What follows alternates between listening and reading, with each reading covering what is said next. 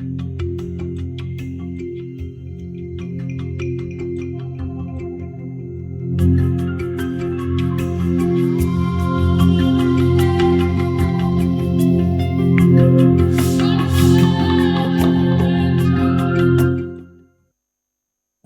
morning and welcome. This is a special broadcast of News Central Television as we mark Ghana's 65th independence celebration. I'm Tolulope, Adeleru-Balogun.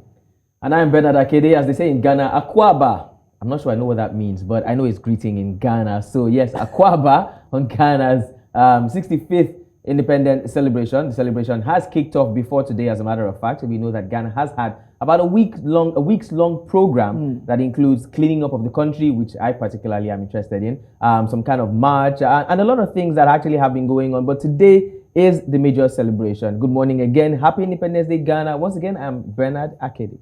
And as we celebrate with our Ghanaian brothers and sisters, it's really an interesting time to revisit the landmark speech of Kwame Nkrumah when he delivered it at midnight to mark the event of Ghana's birth, moving from the Gold Coast to the Independent Republic of Ghana. Now, he led a mass movement demanding self-government in the anti-colonial struggle and was, with independence, poised to become the first prime minister of an independent Ghana. And Ghana holds a special position with being the first sub-Saharan African country to gain independence from colonial rule. And accordingly, his speech at the moment of liberation also set a tone of pride in Ghana's accomplishments, along with hope for freedom struggles still in progress across Africa and the diaspora. So I just want to take two very important parts of his speech. Now, his speech stands as a model for African political leadership that avoids some of the mimicry we see of Western models. And when he was addressing the crowd, his first words to them were,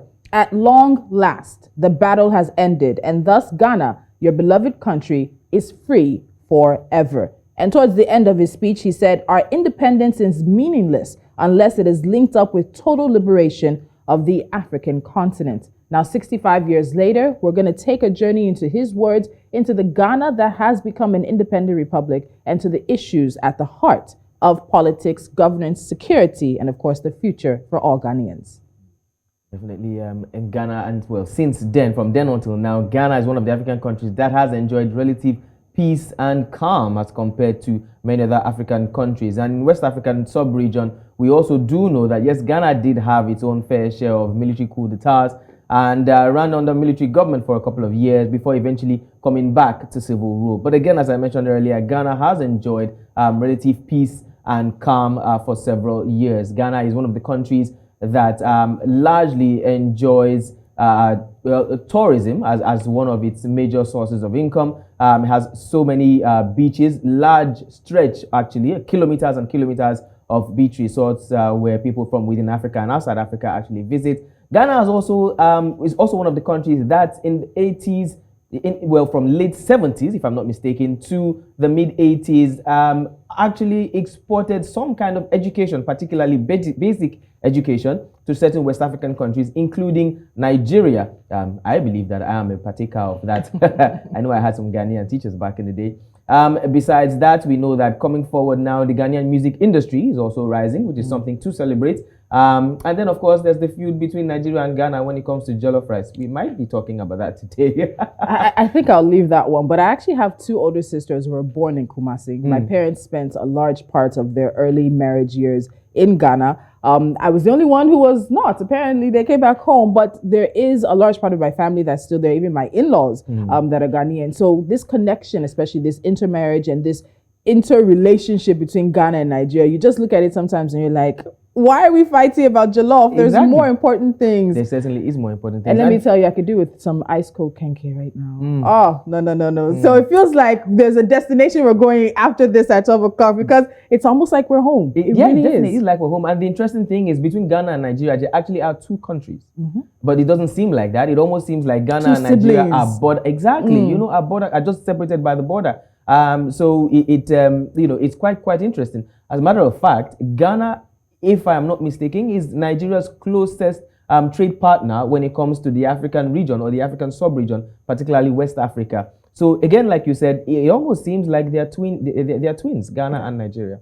All right. So, as we said, or as Ben said earlier, activities have been on for the past week to mark Ghana's 65th independence anniversary. And of course, we'll be monitoring that. We also know that right now there are some activities happening to mark the anniversary. We're waiting, hopefully. We do believe that the president will be speaking. Anytime he does, we'll be taking the speech from President Nana Akufo-Addo. You can see scenes there right now with a march past. We're going to see some military things, parade, and happening right now. So just see the pictures, see the visuals there happening at the parade ground as Ghanaians mark the 65th independence anniversary. And so for this special package, we'll be getting into issues around politics and governance, the economy as well, current peace and security dynamics, and also looking at what the future holds for Ghana, the first sub-Saharan African country to gain independence from colonial masters 65 years ago. So we have guests joining us, and I'll let Ben do the honors of introducing our guests.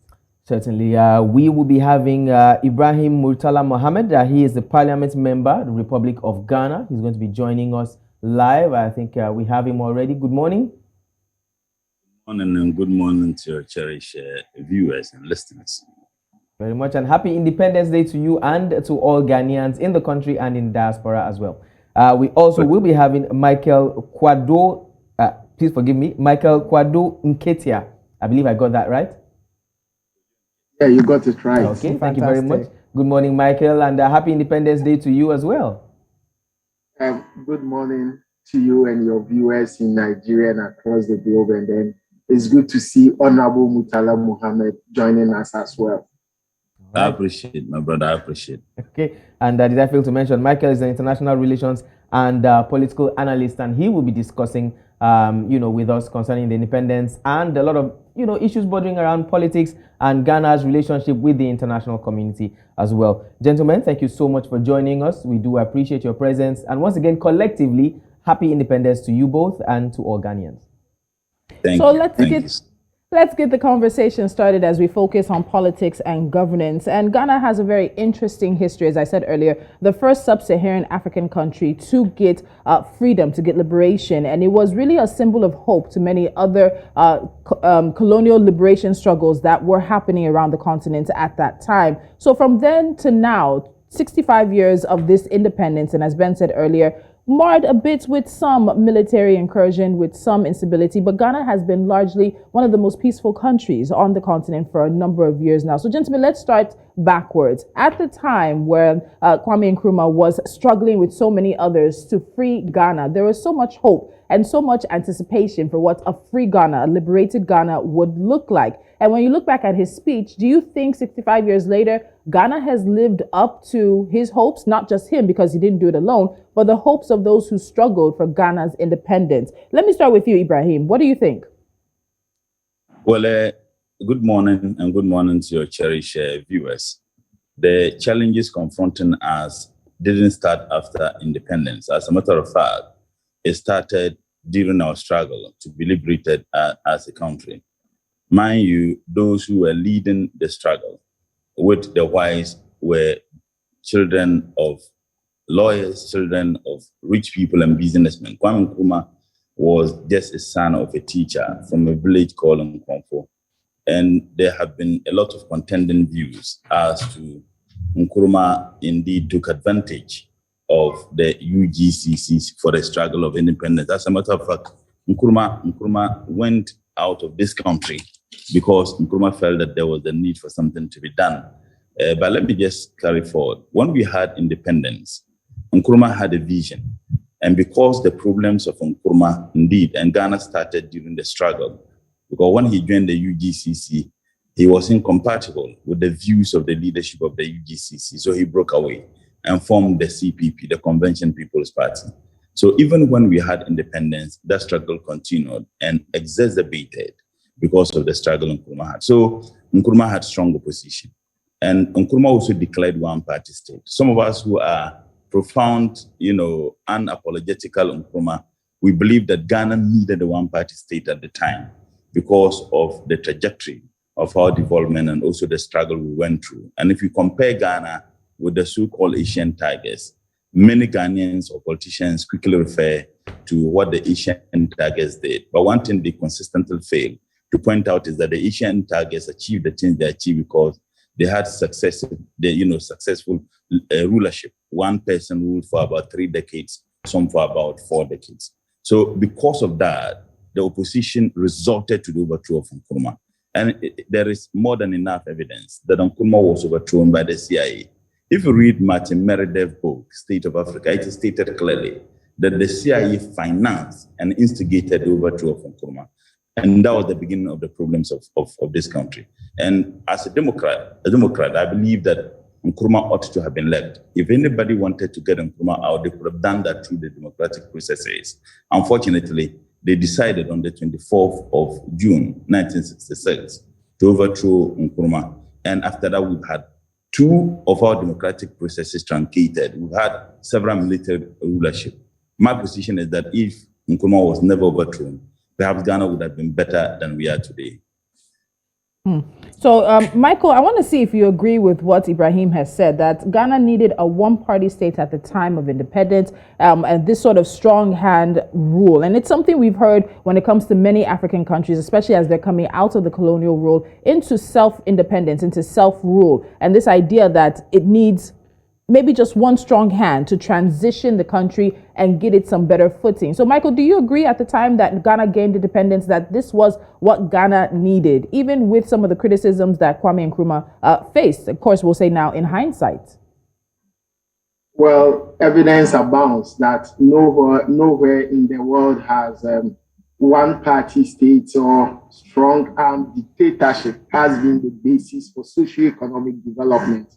I disagree entirely that at the onset or the initial stages of Ghana's independence, we needed a one-party state or a one ruler for a country like Ghana. And I'm quite surprised that this is coming from Honorable Murtala Mohammed. He is a very respected member of our parliament, and he knows the benefits of multi-party democracy that we are enjoying in Ghana.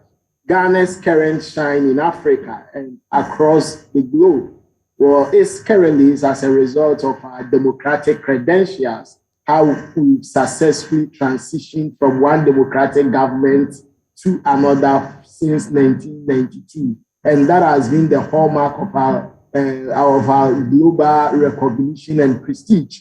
And he himself will attest to it that had Dr. Kwame Nkrumah been the sole leader of Ghana, or had Ghana been a one-party state, there would never have been the National Democratic Congress, which he is a member now.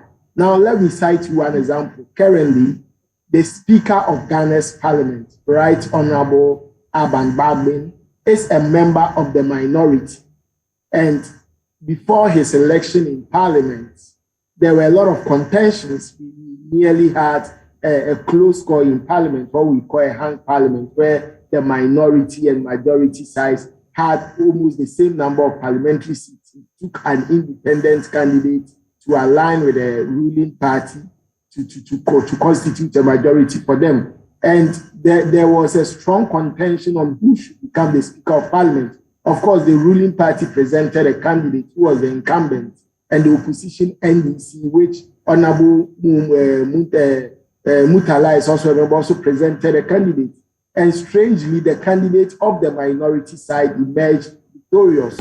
We saw it in the news. There were a little bit of skirmishes, scuffles, but at the end of the day, the general view was that there was some form of consensus between the majority and the minority side that you have the governance, give the speakership position to us. And since his assumption of office as Speaker of Parliament, although Right Honorable Adeleru-Balogun is a member of the minority NDC, he has discharged his duties very well. And it talks about the need, or it establishes the fact that you don't always need one party or one government or one person to rule an entire country. Sometimes we need consensus building, and consensus building can only be achieved through multi-party democracy.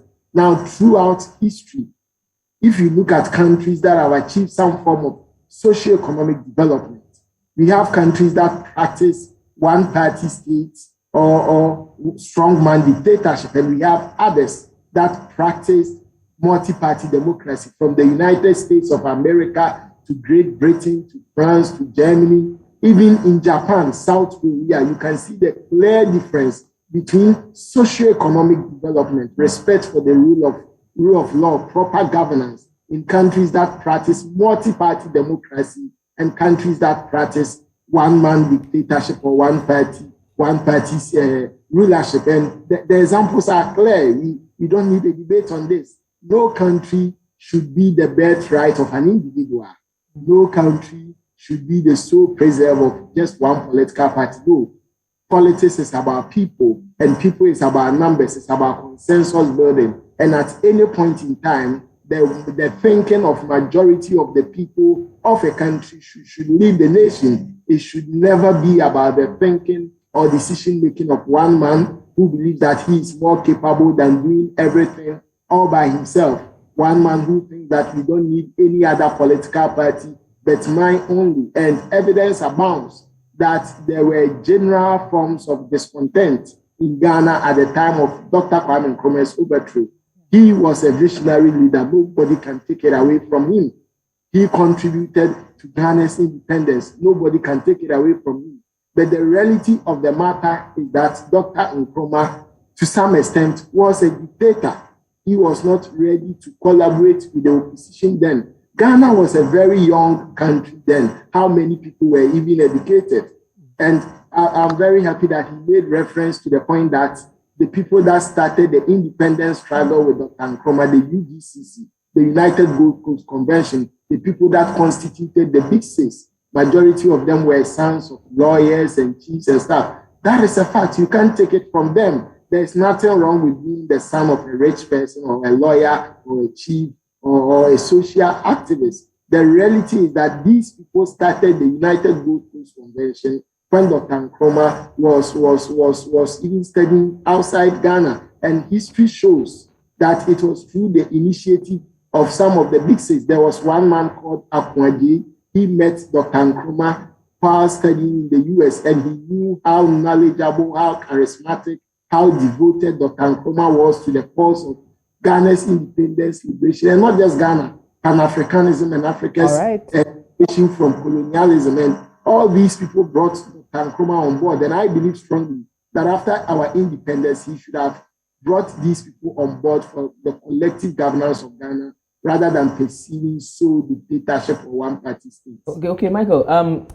Coming in, like Tolu here mentioned earlier, Ghana was indeed the first African country to gain independence in 1957. Just 3 years after that, Nigeria gained her own independence, and then it continued to roll on. Other African countries also gained theirs. Now, there's some arguments that certain countries gained independence too early, which eventually has snowballed into what some of these sub-Saharan African countries are experiencing in terms of decay in political participation, decay in politics and polity of the countries, and most of the ills that these African countries are seeing. Do you think Ghana falls in that category of countries that gained independence a little bit too early? Do you think Ghana was ripe enough for independence as at 1957 when Kwame Nkrumah and other founding fathers of the country pushed for independence? I do not subscribe to that school of thought. If you've ever been in a police cell or you've ever been caught up in traffic, vehicular traffic for like 3 hours, 4 hours, there's virtually no movement of people and vehicles, and you feel a little bit of heat, frustration, and stress, you would appreciate and come to the realization that freedom or independence can never come too early. Like every other group of people on earth, the right to self-determination is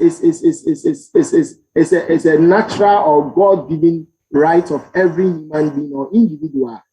Ghana, at the time when we gained independence, it was the right time. Even we should know that before the coming of the white man, that is before colonization, when we practiced the nation state, there were individual kingdoms and states, nation states in Africa. And some of these African civilizations had existed even before the discovery of America, before America's independence, and before the existence of some of these great civilizations that we've come to acknowledge now. We can talk about the Egyptian civilization. We can talk about the Songhai Empire, the Ashanti Kingdom. There are so many kingdoms and nation states that existed in Ghana and Africa and other parts of the world. The same applies in Latin America, in Asia, before colonization emerged. So for anybody to argue that independence perhaps came too early for some of these countries like Ghana, Nigeria, and others, and it has contributed to our underdevelopment, it's a fallacy, and we should know that before the coming of the white man, before colonization, these individual nation states, kingdoms in Africa, they governed themselves. They were laid down procedures and structures. They were ruled by law. There was some form of political centralization and authority. Kings exercised some form of control over their people, and they were able to organize their societies to guarantee some form of peace and stability. Independence and freedom can never come early. However, our problem was that at the time that most countries in the sub-region in Africa got independence, perhaps the structures that should have been existed, the structures that should have been in place for such young countries to take up were not there. And the powers that be, and by the powers that be, I'm referencing the colonial powers, after they lost authority over these newly independent states, some of them were not ready and willing to accept the status quo. And we have instances where foreign powers intervened, acted covertly with local participants to engineer the overthrow of some of these young governments. And I believe that if some of these young governments were allowed to be there, the proper foundations could have been laid, albeit through democratic means. Okay, Michael, I would like to to halt you there a little bit. You made a very, very salient point. It's not like the country or these countries were not ready for independence. They were just not totally ready for certain changes that came as at that time. Certain infrastructure was not in place. So it was almost like saying social change happened and the effect is what was telling on these countries. But I would like to ask Honorable Ibrahim Mohammed, are you of this school of thought as well that Ghana and certain other African countries, but particularly Ghana, being the first in sub-Saharan Africa to gain independence, was not ready as at that time for this change that occurred, or the country was indeed ready and like Michael said, certain things were not in place, certain structures or infrastructure were not in place to accept this change or changes that came as at the time? Foremost, my brother made a lot of statements that I see to be absolutely inaccurate. In the first place, he said that there are evidences abound. Countries that, hello? Yes, we can hear you. Please go ahead. Yeah, he said that there are evidences abound that countries that democratize are doing better than those who indeed did not, charter the path of a one-party state. When we make references to America and United Kingdom, we better need to go back to the history. Their feudal ages, they went through a lot and they had the opportunity to exploit the resources of Africa. In fact, I thought that he was going to make references to Malaysia and Indonesia and find out which of their leaders transformed the economies of those countries. And he would come to one conclusion. I am not in any way suggesting that we need to practice one party state in Ghana. That is not what I'm suggesting. I did indicate that under the circumstances at that time, but the hypocrisy in the Ghanaian politics at the time, which I have seen resonating today, is that the very people who condemned Nkrumah for practicing one-party system were hailing Ifobwanyi. As a matter of fact, Ifobwanyi in Ivory Coast had declared one-party state earlier than Nkrumah. That is not to justify the one-party state. But let me come to the UGCC. UGCC was not a political party. I did indicate that the problems Nkrumah encountered, which occasioned the illegal, criminal, and unjustified overthrow of Nkrumah in 1966, was because Nkrumah was not seen as one of the members of the UGCC. When Akede met Nkrumah and invited Nkrumah to come and join the UGCC, go and read I Speak of Freedom. As a matter of fact, they made promises to Nkrumah. One, they promised they were going to pay him £100 a month. They promised they were going to provide him with accommodation. They promised they were going to provide him with a vehicle. They never did. Yet Nkrumah joined. Mind you, when Nkrumah joined the likes of Marcus Garvey and others, the group of people he joined, they had one objective. And that objective was to liberate the black man, to liberate Africa, to liberate countries that were under the subjugation of the white man. So it is not true that Nkrumah only joined the UGCC. Nkrumah's idea for the independence of Ghana came after he joined the UGCC. In any case, The UGCC was not a political party. As a matter of fact, the UGCC didn't have a constitution. The UGCC didn't have a bank account. It was Nkrumah who came, structured the UGCC. The UGCC was limited to only 2 cities in this country. When Nkrumah came as a grassroots man, he went to the hamlet, the villages. And because Nkrumah was so popular, it sparked some jealousy within the UGCC. Notable, Vigilanti and Oforiata. There was a day Nkrumah traveled to Sotcom. They went to Nkrumah's office, ransacked the office, and found an unsigned communist membership card. And this was the basis on which Nkrumah was sacked from the UGCC. Once again, read Nkrumah's own statement. He published in that book his letter of apology begging to be allowed to remain in the UGCC. Yet they said no and got him out. But it is also important for us to get something very clear. Many of the members of the UGCC were not interested in the independence of Ghana. And that is why I would refer my good friend to go and read Martin Meredith, State of Africa. It is stated palpably clear that J.B. Danko was a CIA agent and that he was on the CIA payroll. These are not my words. These are not, and the book, Martin Meredith's book, is a declassified books of things of the CIA. That he was on the CIA, he was a CIA agent, and he was on their payroll. When we had the 1948 riot, which was occasioned by demand of ex-servicemen who were sent to fight a war that had nothing to do with Ghana, a war that had nothing to do with Africa. And then they were made some promises to improve upon their basic needs. After the Second World War, they never fulfilled this. Ex-servicemen who demanded that, look, these were the promises you made to us. And you had a British major called Major Imrie, instructed the British soldiers to gun down about 4 ex-servicemen. That sparked the 1948 riot. The day the 1948 riot happened, Nkrumah was not in Accra. Nkrumah was in Sotcom. When they arrested the so-called Big Six, people they want us to recognize as having contributed towards the liberation of this country, some of them said that it was Nkrumah who started it and that they had nothing to do with the 1948 riot. Perhaps my friend needs to read about that history. They said that they had nothing to do with it. Nkrumah was incarcerated for 14 months. It is also important to note that Buzdedam, the first person who was a beneficiary of the coup and who won the 1969 elections, after the NLC appointed him the NCCE boss so that he traveled around the country to campaign, Buzdedam led a team to Britain and they met the Queen and said that they were not interested in independence, that it was charlatans, veranda boys, who were interested in independence. These are people they want us to recognize as having contributed towards the liberation of this country. But let me just fast forward. The motion of destiny, the motion that gave way for the independence of this country, the current MPP and the Buzdedam element, which was supported by the so-called Big Five, they voted against the motion of destiny. That was what they did in our parliament. I disagree with Nkrumah when Nkrumah passed the PDA. And I am not a supporter of one-party state. But what I am simply saying, that the PDA passage, what is the difference between that and anti-terrorism acts we have in Ghana today?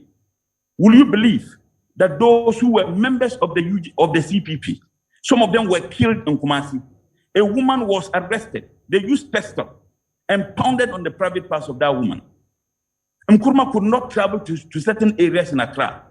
And as a president, he had the responsibility to do that. But you see, when they overthrew Nkrumah, what they simply did was that they peddled a lot of falsehood about Nkrumah. The first policy intervention of those who overthrew Nkrumah was to scrap free education. Today, free education is implemented by this government. And we are all talking about it. So I wanted to avoid some of this. But the point I was just trying to make is that the problems we had and the challenges Nkrumah encountered didn't start after independence. And in any case, those lawyers' sons and rich men felt that they had only the right. They could not fathom how a son of a teacher could be the one leading for the independence of this country. As a matter of fact, some of the Big Six were criminals. They were convicted by courts of competent jurisdiction to engage in terrorism. Or he wants me to mention the names. Even under the NLC, when they constituted a court to prosecute some of them, they were convicted. for causing terrorism. A little girl, a young girl, Nkrumah went to Kulungugu, a part of this country in northern Ghana. They put a bomb in a flower, gave it to a little girl to kill Nkrumah. At the Flagstaff House, they shot Nkrumah at a close range. They attempted his life about 6 times. I don't think that any president, if they do that, you won't come with martial law. So Nkrumah was under the circumstance to implement some of the things he did. So if you want to go about if you want to go about the history of Ghana, and the fact that I wanted to avoid that, just to let you understand the challenges Nkrumah encountered, and for which reason we discuss it today, didn't start after independence. It started at the time when Nkrumah joined the UGCC. In fact, by the 1954 elections, the UGCC was no longer existent. The UGCC, you can't have a political party without a constitution. So it was a movement. If you want to talk about those who struggled to attain independence, then we must as well talk about Yaa Asantewaa, who fought the British as a woman.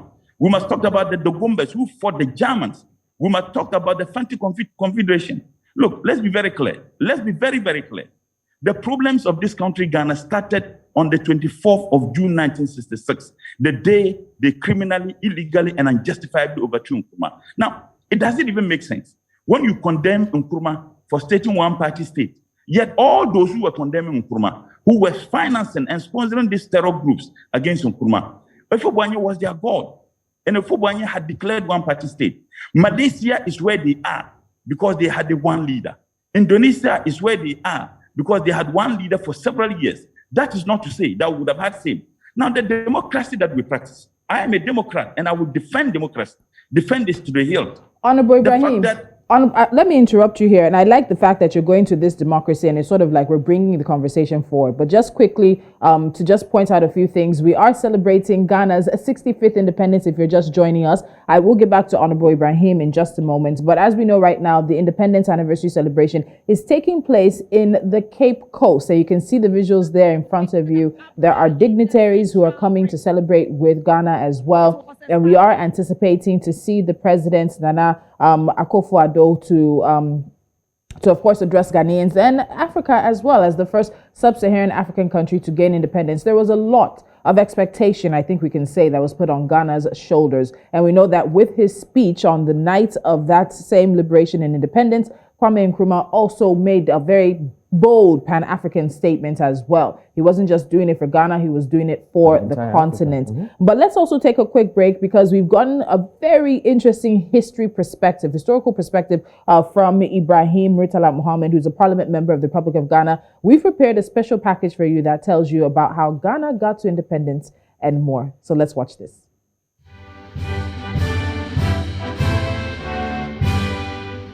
Situated in West Africa, Ghana lies on the coast of the Gulf of Guinea.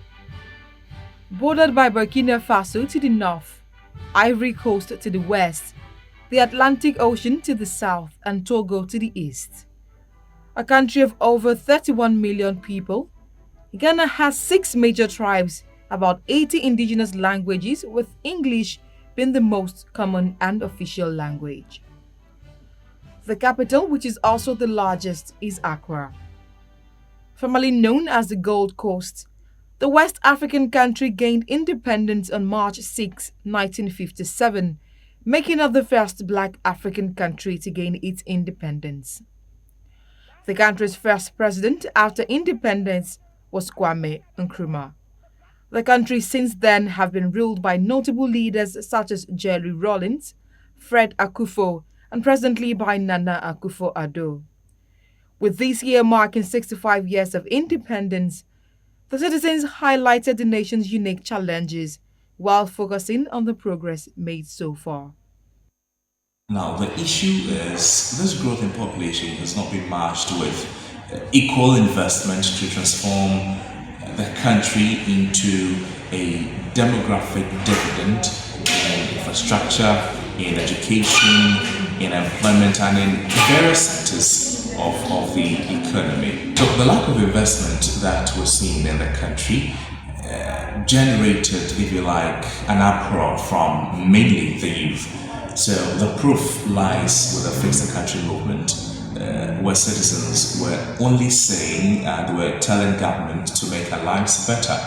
They were demanding good roads, they were demanding accountability, they were demanding an end to corruption and all of that. In commemoration of this year's independence, the country launched a 10-day activity with the theme, Working Together, Bouncing Back Better. The citizens, however, look forward to having a memorable celebration while encouraging the government to improve on the country's economy. Ghana's economy has not seen enough structural transformation to propel it into an economic giant that it should be. We can't lose focus of the fact that Ghana has everything it needs to become an economic giant, to become a first world country. That was the path that was envisaged for Ghana during the early stages of independence. Ghana's economic outlook may be mixed, but citizens remain hopeful, pointing to the stability and strength of Ghana's democracy and society. They are convinced the country will continue to wax stronger and better. Happy Independence Day, Ghana.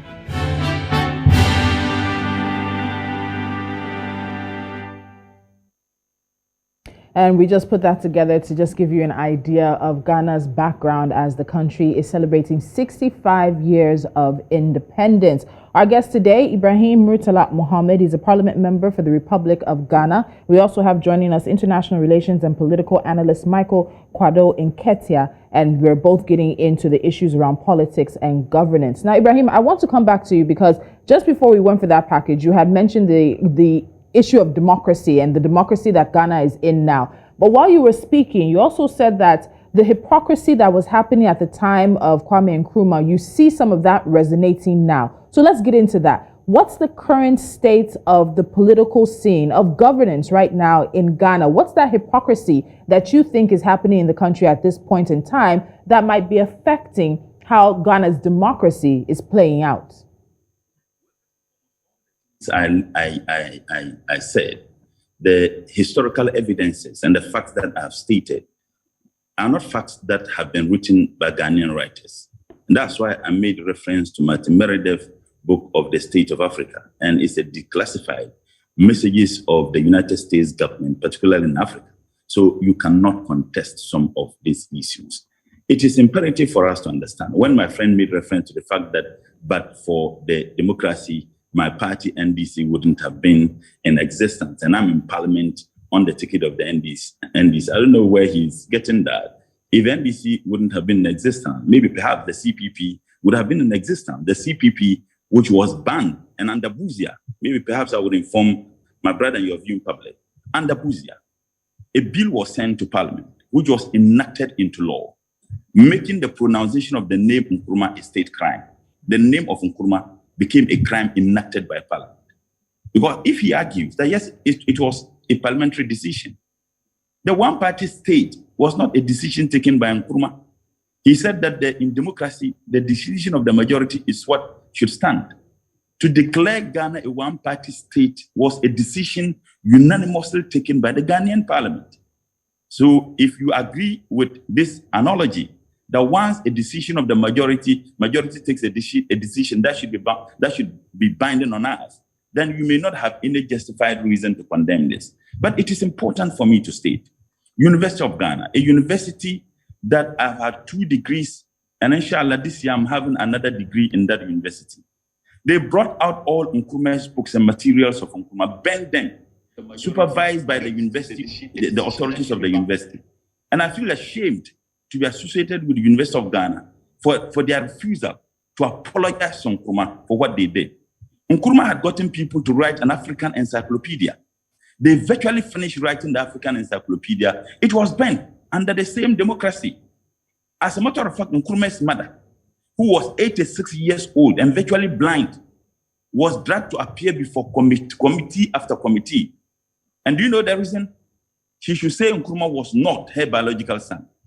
In fact, the same Buza Dankwa element, the UGCC, told us that Nkrumah was a Liberian. Their rulership and leadership was fraught with division, whether you don't belong to this class of people. That Nkrumah was a Liberian.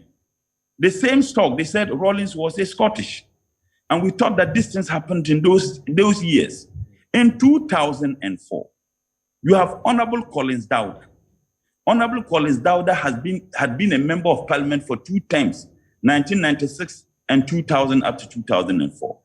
2004, he was contesting elections with the then Deputy Minister for Interior, Honorable Thomas Brony. Thomas Brony took him to court that he was not a Ghanaian. Not a single member of the NPP, which traced their root to the UGCs and the Buiza tradition. Not a single member raised a finger. They supported Thomas Brony with lawyers to go to court, even under the Fourth Republic. Another very important thing, we just had our registration of the national identification cards.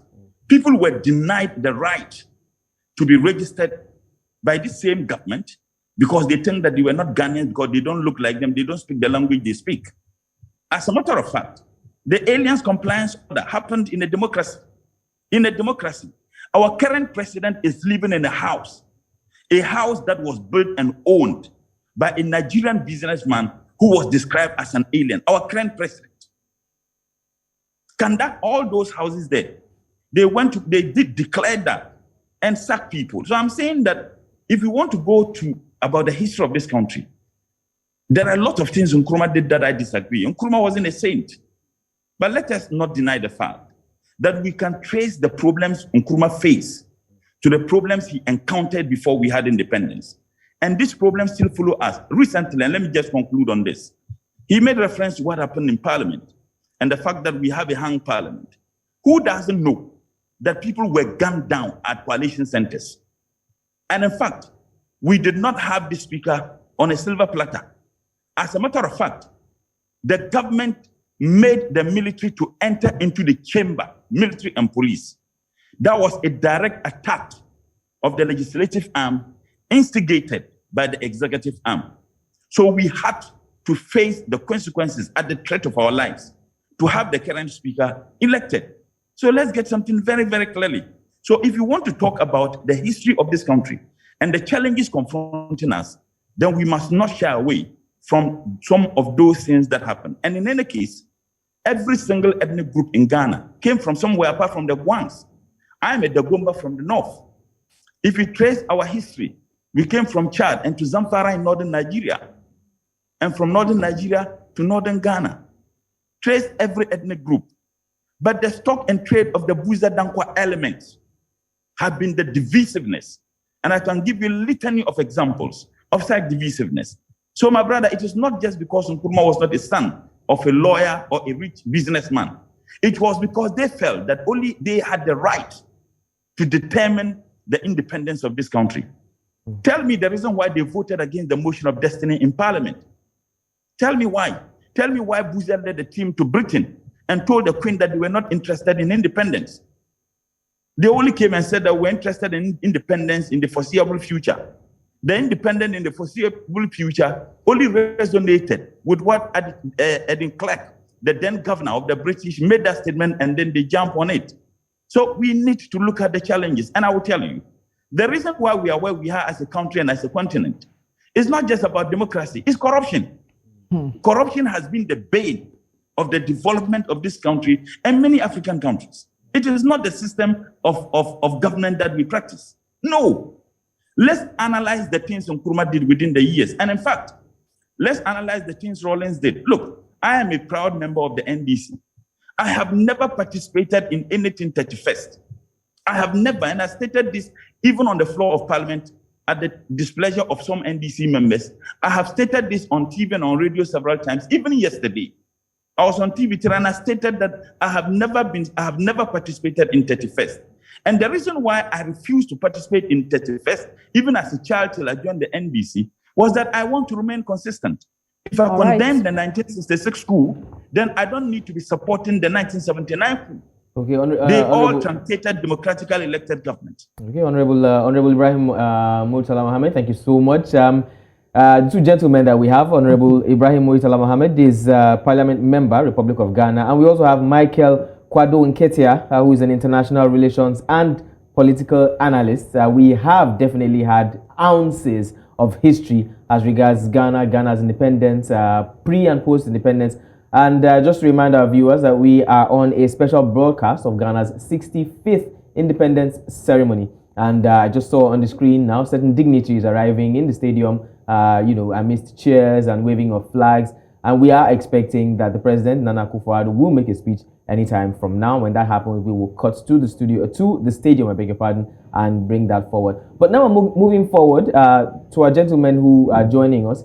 Moving forward, 65 years on now, we've seen the challenges that Ghana faced. We've seen the challenges that the founding fathers faced. And Ghana has moved from a one-party system to a multi-party system, like Michael said earlier, which is one of the best things that could have happened to Ghana and any other country. And now we know that as at October 2020, Ghana had over 20 political parties, with the NDC, that's the National Democratic Congress, and the NPP, the New Patriotic Party, being the two majority parties. How would you say politics now has fared, 65 years on? Honorable, you mentioned that the problems largely are bordering around corruption, which is not something that is unique to Ghana alone. It's affecting almost every African country. As a matter of fact, it's affecting the entire world, if I might put it that way. But how would you say that Ghana's politics now has fared, now with a multi-party system, so many political parties, and again, with the endemic issue of corruption? Oh, I should. I'm sorry, Michael. I wanted Michael to go first on this. I'm sorry, I didn't state. Michael, please go first. Okay, so we've come a long way. It's been 65 years. Whether we like it or not, we are better as a democracy than we were some years ago. Dictatorship. There is a profound statement made by a renowned social commentator in Ghana. He says that the worst form of democracy is perhaps the best form of dictatorship. 30 years ago, or let's say 40 years ago, 50 years ago, it was virtually impossible, a taboo, for one to criticize governments. For all the history that Honorable Mutala gave us, majority of them which are actually untrue, incoherent, just a distortion of facts and history. There were some time ago that people even wrote a newspaper publication on why there was no need for Africa unity, which was being championed by Dr. Kwame Nkrumah then. The next day, this was a young man who had just finished law school, and his name was Akede Menka, who became a renowned industrialist later in Ghana. The next day, he was invited, picked up by the police, for just expressing dissent against Nkrumah's vision of Africa unity. He felt that we didn't need Africa unity at that time. And he was picked up by the police, taken to prison cells, although he was released after a short stay. That tells you how we've come as a country. Some few years ago, 35 years ago, during the rule of the PNDC, the Provisional National Defense Council, which later metamorphosed into the National Democratic Congress, which Honorable Mutala is now a member of parliament. It was practically impossible to even criticize the government of the day. People were not allowed to operate private television and radio stations. In fact, it was an abomination to do that. The military were used to attack people. All our intellectuals had to leave the country. So we've come far as a country. Today, private individuals can just take the state government to court and win. There are several instances, and Honorable Mutala is aware of that. Today, people can speak freely. Ghana is being heralded all over the world for our democratic credentials. Free speech. People can speak freely. President Akufo-Addo is one of the most criticized presidents in our nation's history. President Mahama was equally criticized during his tenure as president. The same thing happened under President Kufuor when he was also president, and even President Mills. All these signals points to the fact that we've had some form of growth with regards to our democratic journey. And no way can we compare what we witnessed in the military regimes of the past to our current democratic dispensation. During the era of the PNDC, as till now, it's on public record, over 150 Ghanaians have gone missing till date. They were not found. Some of them are believed to have been killed and buried in the dark. During the era of the PNDC, we had 3 Supreme Court judges being kidnapped in the night and being killed in the night. Till date, the culprits were not that entirely found, although one man confessed to have led the operation that resulted in the death of these judges.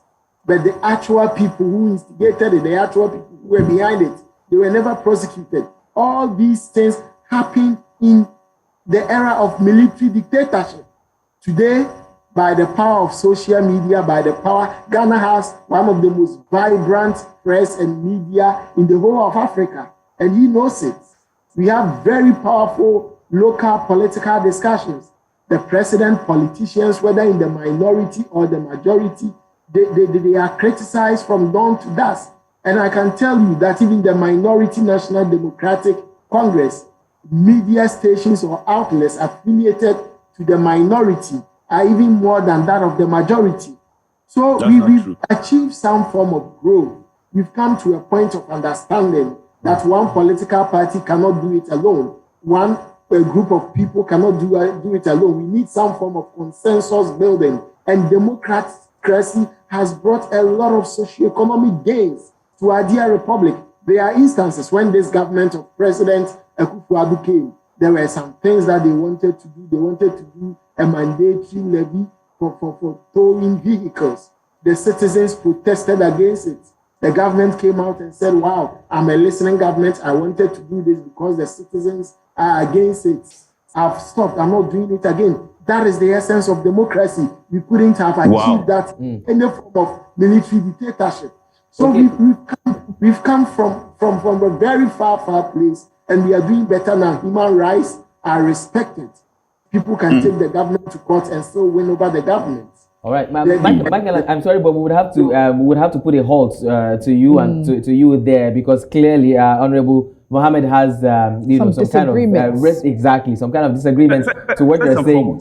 Just before I allow you go on, Honorable Mohammed, responding to something Michael said earlier, he says that now Ghana is a free country. Well, it's always been free, but now there's more freedom in Ghana, and there can be open criticism of the government. Now, before you continue, as I said, Honorable Mohammed, now we know that where there's criticism, one expects that those criticisms would yield results at some point in the democratic government. But it seems like there have been instances where the government has been criticized at one time, and then nothing is done, and then they're criticized for the same thing again. Case in point, 2021 in August, there was the hashtag Fix the Country protest. And I remember that News Central had boots on the ground in Ghana covering that protest. Now, in February 2022, we had a repeat broadcast, if you can put it that way, of this same protest, somehow meaning that even after the criticisms, nothing had been done about these particular issues that the country had been facing. If anything, more issues had come up. But before we come to that, I'd like Honorable Mohammed to please, respond to what Michael said earlier. Well, first and foremost, he said a lot of the things I said are factually inaccurate. I would urge him to point out to me which of the things I said that are not accurate. I have referred him to the books, the writers, and the people who have written about those things, incontestable, except that he is denying the declassified information as captured in Martin Meredith's book, except that he is denying the historical record. Is it the issue of the... A lot of them. Can I finish? Is it the issue of the Buza Dankwa element voting against the motion of destiny? It is in the parliamentary Hansa. Is it the issue of Buza leading a team to Britain to tell the Queen that they were not interested in independence? It was charlatans, veranda boys who wanted that. The information is available. Is it the issue of the same element, the JB Dankwa being a CIA agent? I have told you the book. You have a phone with you, you can even Google it. Is it the issue of the fact that this country, the challenges confronting us, they were killing people who were supporters of the CPP? Is it what is challenging? And the facts are available. If you belong to CPP in Kumasi, specifically, Some were killed. A woman was arrested. They used a pestle and pounded on the private part of the woman. Is he challenging that? Is he challenging the fact that the UGCC was a movement?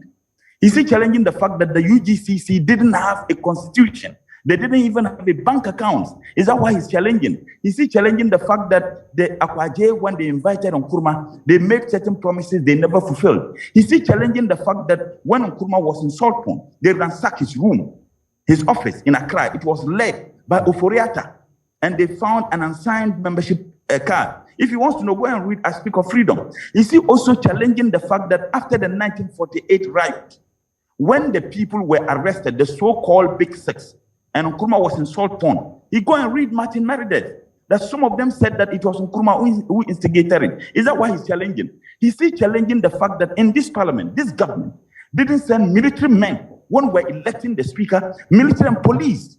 You should be worried as an international relations expert. I have a master's also in international relations. You should be angry that the legislative arm was under attack by the executive arm. And in any case, he quickly mentions to what PNDC did. I wasn't a member of the PNDC. I'm a member of the NDC. And if he wants me to carry the baggage of the excesses of the PNDC, then the people like him must carry the baggage of the 1966 coup. I am not ashamed to be associated with the PNDC. And I have told you, and I said this on the floor and on TV, that I have never participated in anything 31st. In fact, the AFRC, the June 4th, is accepted. What happened? The overthrow of Akufu is accepted by even the 1992 Constitution. The 1992 Constitution says that you can use any means to topple a dictatorship and restore a democracy. That was what the AFRC did. And that was what people like us supported the June 4th. But Rawlings overthrew Liman, which I condemned publicly as a member of the NDC. So please, he quickly mentioned all the things he said happened. They happened under PNDC. And then let me remind him, a journalist was taken to President Kufuor's residence, democratically elected president. They shaved the guy, they shaved him.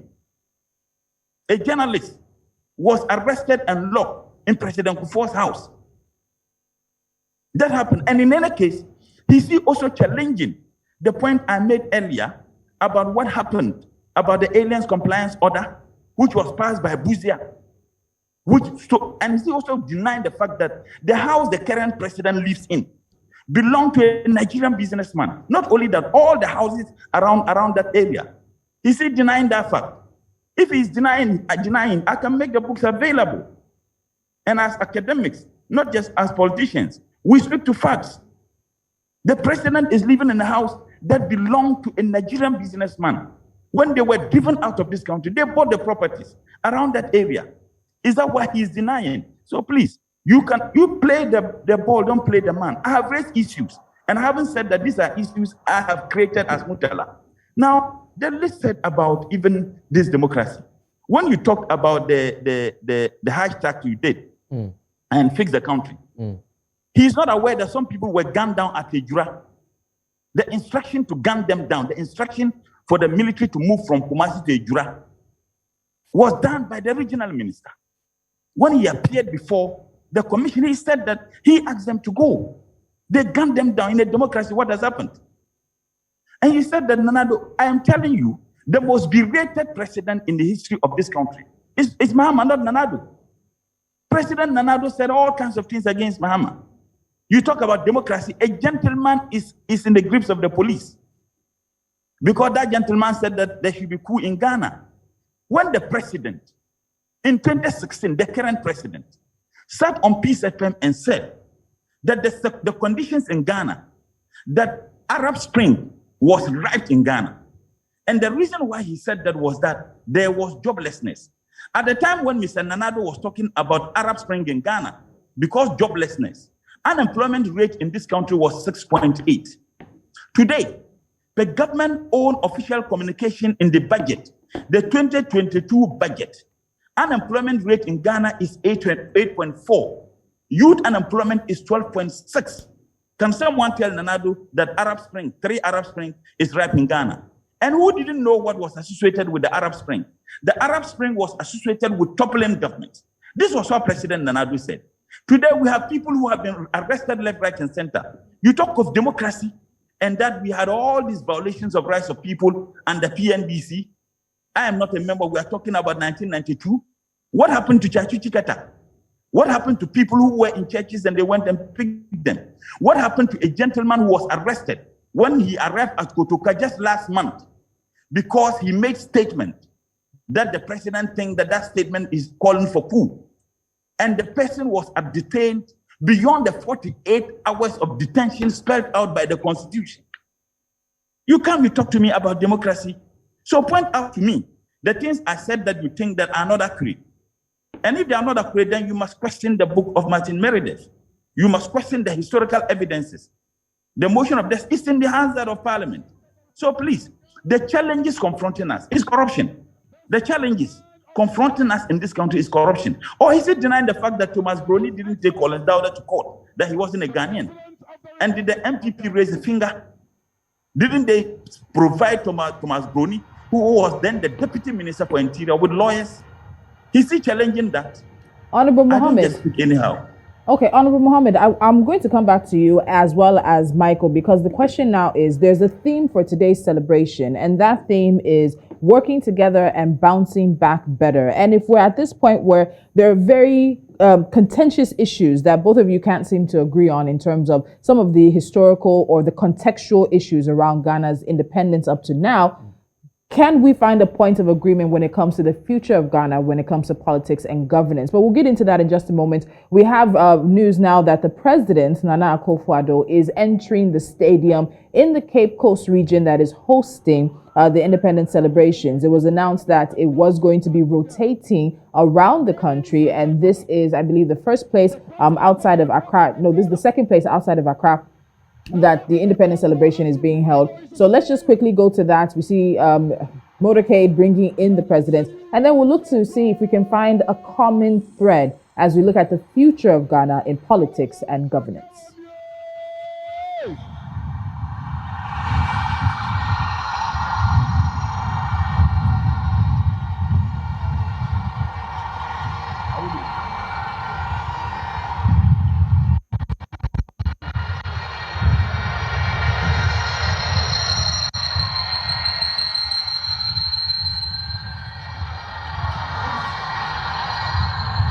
As you can see on your screens, the President of the Republic of Ghana is arriving. Cape Coast, are you ready?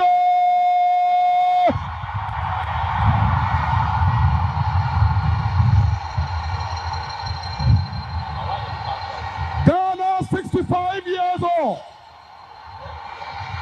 Working together, bouncing back together.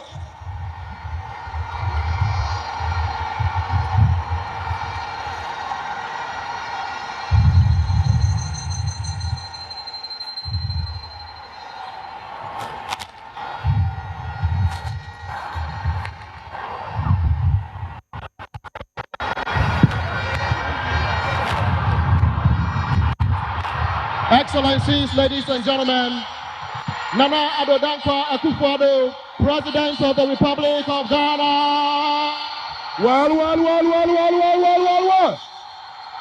Raise your flags. The man of the moment is just arrived. Your Excellencies, 65 years on, we're working together and bouncing back together. Ladies and gentlemen, team is under the the Commander-in-Chief of the Ghana Armed Forces, Nana Addo Dankwa Akufo-Addo. The horse was named The man is arrived. The man is arrived.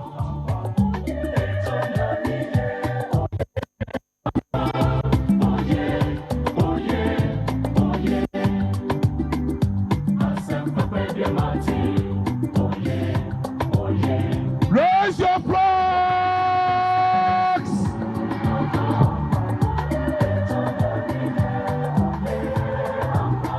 Ghana, 65 years on. The President of the Republic of Ghana, the man of the moment. Nana Addo Akufo-Addo, the originator. Addo Gai.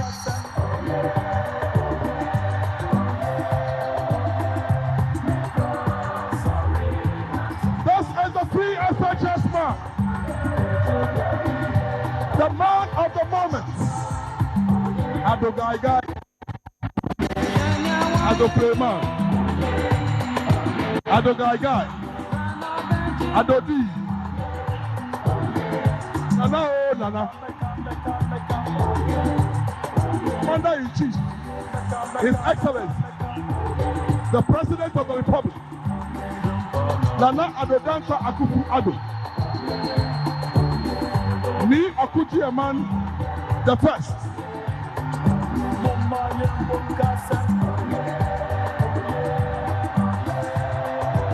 Let me see you raise your flags. Abu Dhani the first. Abu Dhani the first. The man of the moment. Me Akuji Eman the first. The free SHS man, Addo Gai.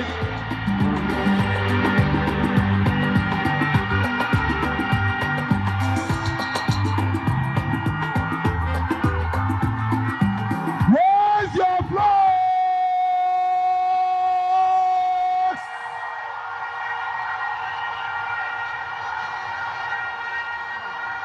This is the man of the moment. His Excellency, the President of the Republic of Ghana, Nana Addo Akufo-Addo. Raise your flags.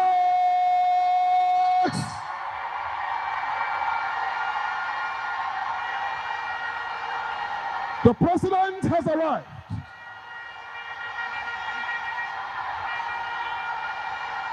Addo Showboy. Addo Gai.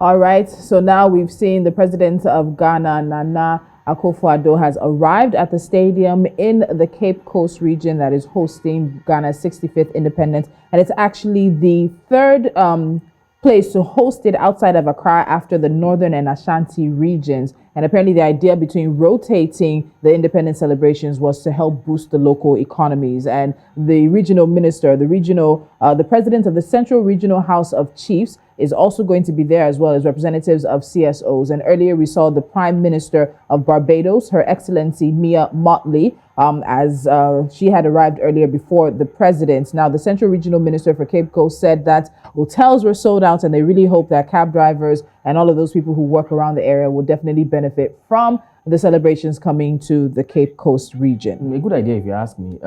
Taking it round, boosting the economy of the, so to speak, smaller regions, local regions, exactly. Hotels being sold out, cab drivers, commercial vehicle drivers, and small businesses definitely would make some kind of gain from this. I can believe that people selling mementos, selling flags, selling pictures of the country, selling maps of the country all around. Some of those flags that were asked to be waved around, yes. Many of them would have come from the local regions, and clearly boosting the economy a little bit, which is something that maybe we could touch in the course of the show. Mm-hmm. How well Ghana's economy has fared from independence up until now, which going by statistics isn't so bad.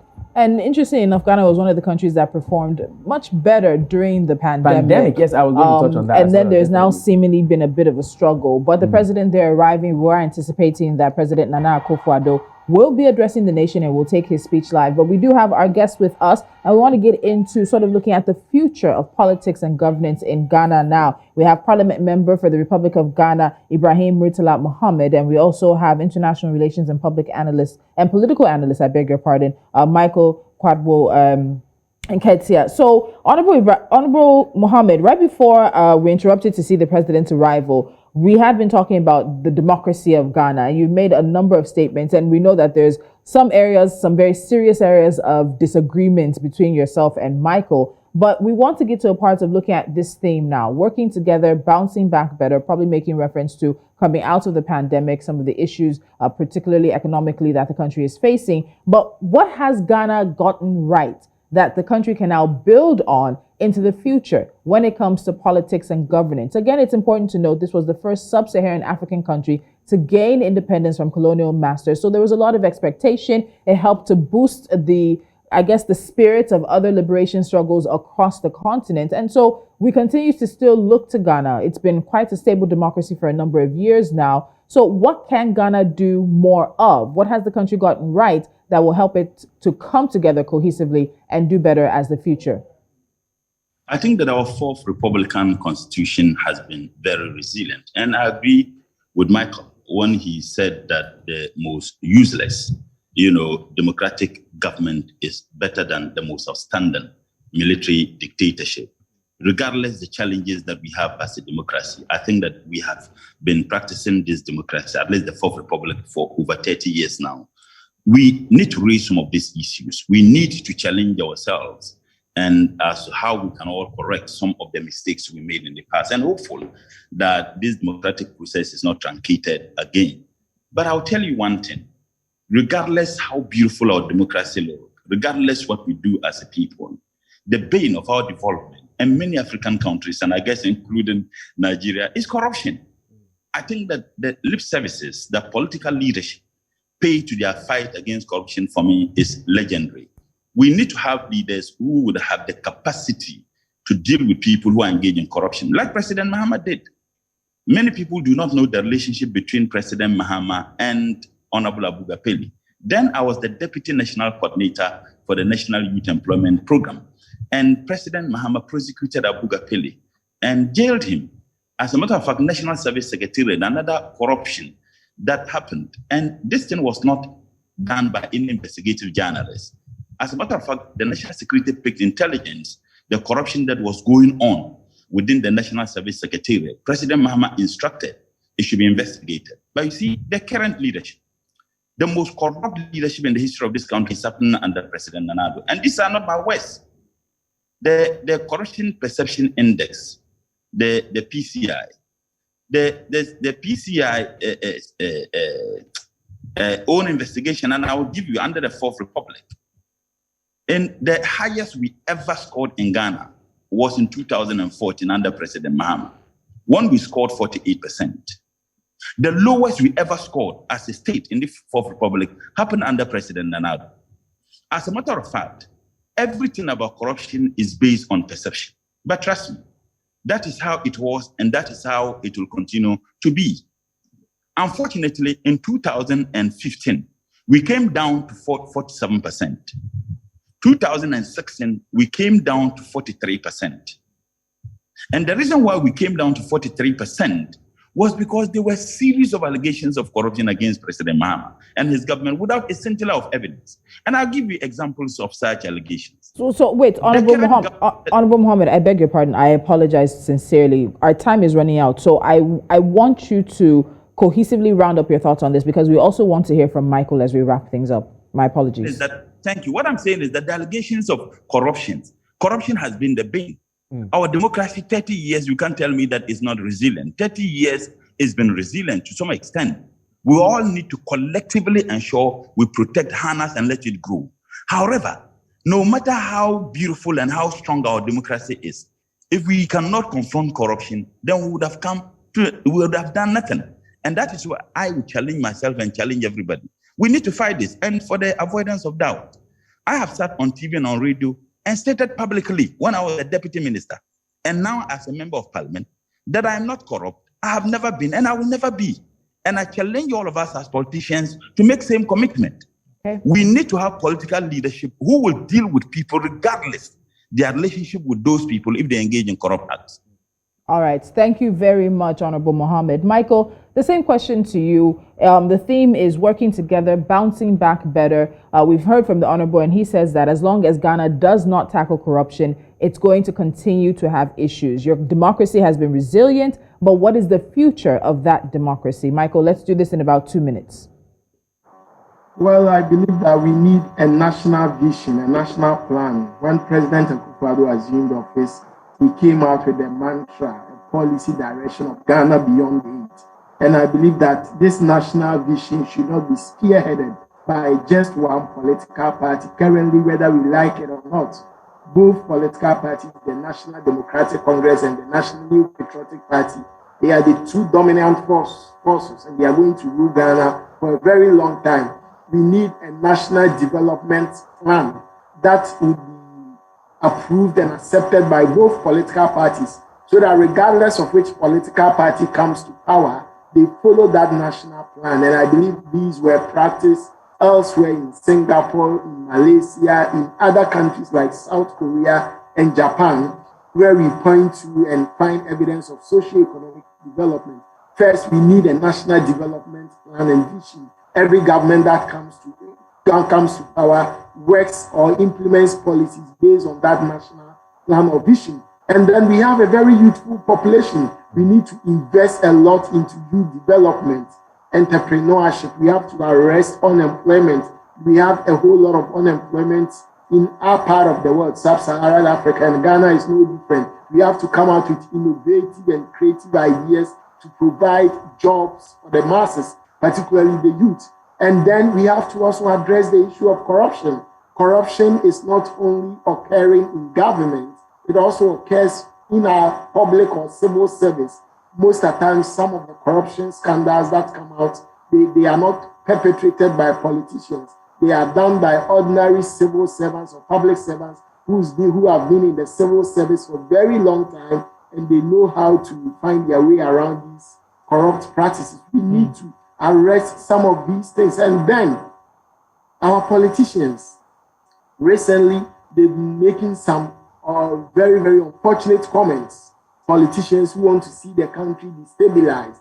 Politicians who want to call for military coup d'etat just because their government is not in power or another party is in power. No, our politicians must face the reality that majority of Ghanaians have chosen the path of democracy, and we must work and live according to the democratic tenets that we believe in. We should let go of the past of military overthrows, instability, rally the nation around a common vision and goal, and pursue that vision to bring socio-economic development to every Ghanaian, regardless of age, tribe, or religion. We need development for all. All right, Michael, thank you so much. Thank you as well, Honorable Mohammed, for your time this morning as we look at issues surrounding governance and, of course, politics with Ghana celebrating 65 years of independence. Definitely. Now, salient points that they both made, taking us down history lane. And then coming forward, the last question you asked, what can Ghana do to move forward, building on the successes it's made already, investing in the youthful population, arresting unemployment, which largely is an issue across the African continent. And then definitely, of course, there's the issue of corruption. That seems to be one thing that both, I guess, agreed upon. Finally, exactly, finally. Ghana definitely has to arrest the issue of corruption, as does every other African country. Very sure. Honorable Mohammed, I believe, is trying to react to something. We can give you just about 1 minute to quickly do that because of time. No, I'm not going to react. I'm just giving information. Okay. You know, Michael talked about we having a comprehensive national development plan for a state. Michael, let me give you this information. President Mahama constituted a team. The team was led by Dr. Nimoy Thompson, a very distinguished, respectful economist, who, by the way, is not a member of the NDC. I participated in drafting the National Development Plan, and it was a 40-year development plan. We finished it when we lost elections in 2016. February 2017, when President Nana Addo was a president, Dr. Nimoy Thompson and the team presented the document to President Nana Addo. And these were his words. I have never seen a comprehensive national development plan like this. I have gone through it, and this is the kind of development plan and vision we need as a state. That ended it. Why is it that he didn't follow through? All right. Comprehensive. And he threw it somewhere. So there is a national development plan, a 40-year comprehensive national development plan. Unfortunately, our laws do not instruct political parties to implement that. So what some of us are proposing is that, look, we need to amend our laws and ensure that every political party, particularly these two dominant political parties, imbibe the vision of the National Development Plan in their manifesto. Unfortunately, that is not what is happening. Okay, we'll have to leave it at there. Thank you so much, gentlemen. Ibrahim Murtala Mohammed, Parliament Member, Republic of Ghana, as well as Michael Kwadwo Nketia, International Relations and Political Analyst, as we look at politics and governance for Ghana at 65. We definitely do appreciate your time today, and I know that if News Central calls again, they will honor our request. All right, where are we headed next? Now we've looked at politics. Everything borders around politics, but there's also the case. There's also issues around the economy of Ghana, which you actually mentioned earlier, has been doing quite well among South African countries, particularly at the thick of the pandemic. And then we could take a look at that eventually, and some other talking points still surrounding Ghana's independence celebration. All right, so we know that, as we said earlier, the president has entered the stadium at the Cape Coast, and we are anticipating that he will be speaking, and we will take President Nana Akufo-Addo's speech when he does speak. We also will be looking at, as Bennett said, at economy, but also at security as well. But we do have a package that focuses on Ghana's economy, so we'll be taking that now as we continue this special broadcast from News Central, celebrating and commemorating Ghana's 65th independence anniversary. Stay with us.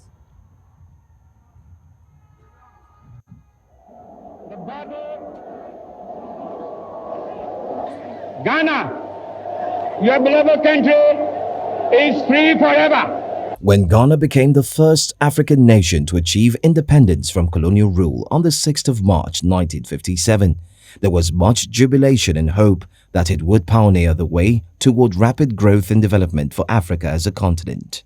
Indeed, Ghana became negative, and when the coup d'etat overthrew the Nkrumah regime in February 1966, per capita income was below its value at the time of independence. We decided to write a memorandum to Nkrumah to tell him the true state of affairs of the economy. I had written that the reserves were only £500,000. He looked at me and said, you didn't check the typing. You left a few zeros. So I said, no, sir, there are no zeros left. This is 500,000. That's all we have in the banks overseas. And he sat back. Then what he did was that he went around the table. He went to everyone who was seated there, the meeting, and asked them, Frimpong says we have 500,000. Is he right? Do you agree with him? And everybody said yes. That was the first time the whole cabinet acknowledged to the president that Ghana was bankrupt. Conditions appeared to improve significantly during the late 1960s and early 1970s. However, the mid-1970s saw the beginning of significant deterioration, so that by the early 1980s, per capita GDP had reached its lowest point in the history of Ghana's post-independence. I must share this fact with you, that Ghana has no money. We cannot build a bridge or make a road or give our people water or medicines without borrowing from other countries. We have borrowed so much that for every £100 we earn by selling our cocoa and other exports, we use a sizable percentage to pay for some of our debts. While economic conditions have improved markedly since then, the growth rate has failed to accelerate significantly, and per capita income is yet to reach its level in 1957. Ghana has one of first refineries in Africa, the Tema Oil Refinery (TOR), built in 1963. In 1993, Ghana set itself the target of becoming an upper-middle income country by 2020, requiring an estimated GDP growth rate of about 8% per annum. In the first 5 years since the inception of the set targets, however, the economy showed no capacity to move towards it. Whereas GDP was expected to grow by between 7.1% and 8.3% in the period of 1996 to 2000, actual growth was between 4.2% and 5.0%.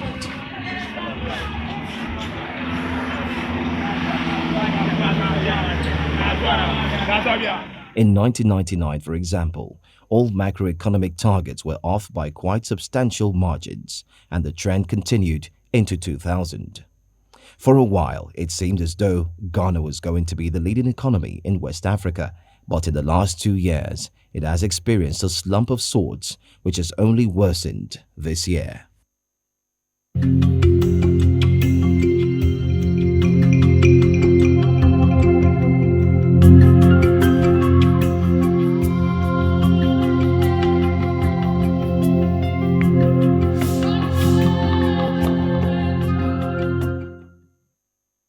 And you're watching this special broadcast celebrating and commemorating Ghana's 65th independence anniversary right here on New Central. Once again, I'm Tolulope, Adeleru-Balogun. And I'm Bernard Akede. If you're just joining us, we've had a very, very interesting conversation with two Ghanaians. One's a member of parliament, talking about Honorable Ibrahim Murtala Muhammad. And we've also had Michael Kwado Nketia, who have been talking about the state of Ghana's politics and politicking right from the time of independence, as a matter of fact, from pre-independence to the independence era and up until date where we are presently. Now we'll be moving to other conversations, and now we're deeply going to be looking at security. Without a doubt, security has been an issue around the globe, particularly in Africa, and Ghana has had its own fair shares of security concerns in the past few years, leading from the time of independence up until now. Some of those security concerns bordering around the emergent security threats such as chieftaincy, security issues, farmer-herder conflicts. We've also had succession agitations. There's been cases of drug trafficking. There's been electoral violence. There's been vigilantism, terrorism, extremism, environmental security, and so forth and so on. There also have been little cases of kidnapping, and other security threats. But then again, these issues are not peculiar to Ghana alone. Remember again that Ghana was the first sub-Saharan Africa to gain independence in 1957. So again, like Tolu mentioned earlier, there's been a lot of expectation on the shoulders of Ghana, almost looking at Ghana like a big brother to other countries seeking independence. So now to discuss the issues of security in Ghana, as Ghana celebrates her 65th independence anniversary, we'll be having Mutaru M. Mukhtar, who is the Executive Director, West African Center for Counter-Extremism. Good morning, and thank you for joining us. Yes, good morning to you, and good morning to your viewers. And then we also have Dr. Kwaku Danso. He's a conflict analyst, and he's also joining us as well. Dr. Danso, thank you so much for joining us. It's a pleasure being here. Good morning. Fantastic. Good morning. So the thing is, Ghana is considered one of Africa's most mature democracies, and you have presidential term limits that are in place. Political power has been peacefully, for the most part, alternated between the two major political parties. But that same democracy is something we know is a constant battle. It's said that the price of democracy is this constant, this eternal vigilism that we need to keep an eye on to keep sure to make sure that it's safe. But there are some interesting emerging threats that have been coming around and in Ghana in the present time and age of right now. So I want us to start from there. What are the emerging threats, the emerging security threats that might be of a threat to Ghana's stability? Dr. Danso, let me start with you. What do you think Ghana needs to be paying very close attention to when it comes to security and stability? Well, thank you very much indeed once again, and good morning.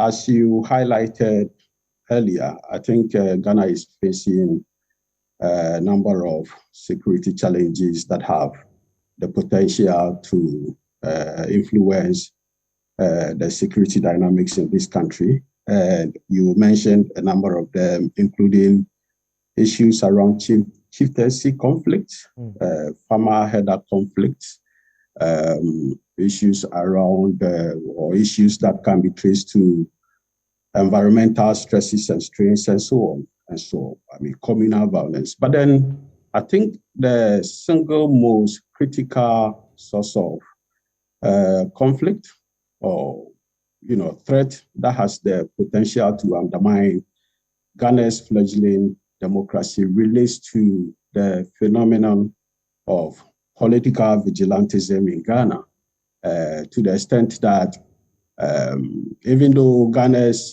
democracy has so far been stable without any major incidents and so on and so forth, since the return to competitive politics in 1992, every single election in this country has been accompanied by some form of localized violence that in many instances can be traced back to their activities of political vigilantism. Of course, political vigilantism has been outlawed in Ghana.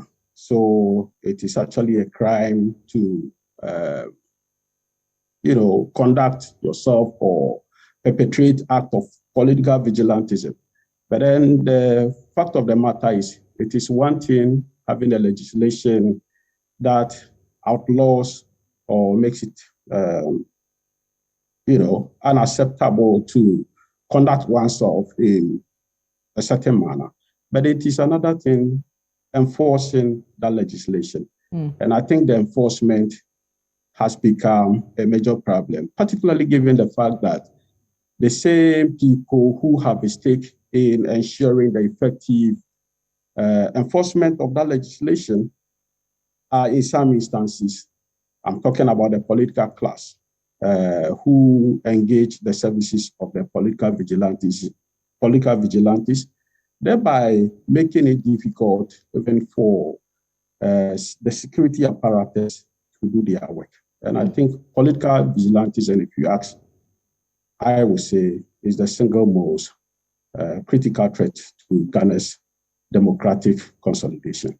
Mutaru, I want to bring you in because I know many people will know what a vigilante is. We have those groups here in Nigeria, and with the research, they have names like Pentagon or Al-Qaeda in Ghana, and they're becoming increasingly active as independent security actors, even though, as Dr. Danso said, they've actually been outlawed. But we have to get to why they've come up. So just give us very briefly a definition of what political vigilante groups are, but then why are they coming up? Because a lot of it is being linked to the politicalization of police in Ghana. So just explain that connection, explain that that linkage to us, as well as exactly a definition of what these political vigilante groups like Pentagon and Al-Qaeda are. Yes. So these are groups of people, largely young people, who identify with political parties, grouping themselves, in the interest or intending to support political party leaders or political groups that they belong to. And in the exercise of that, they engage in all kinds of violence intended to protect their interest. Politicians, as individuals, as well as political organizations, patronize the services of these groups, seeking to intimidate their opponents or to provoke their opponents into violence. And it's largely because the state security system seems to be largely discredited by the same political class.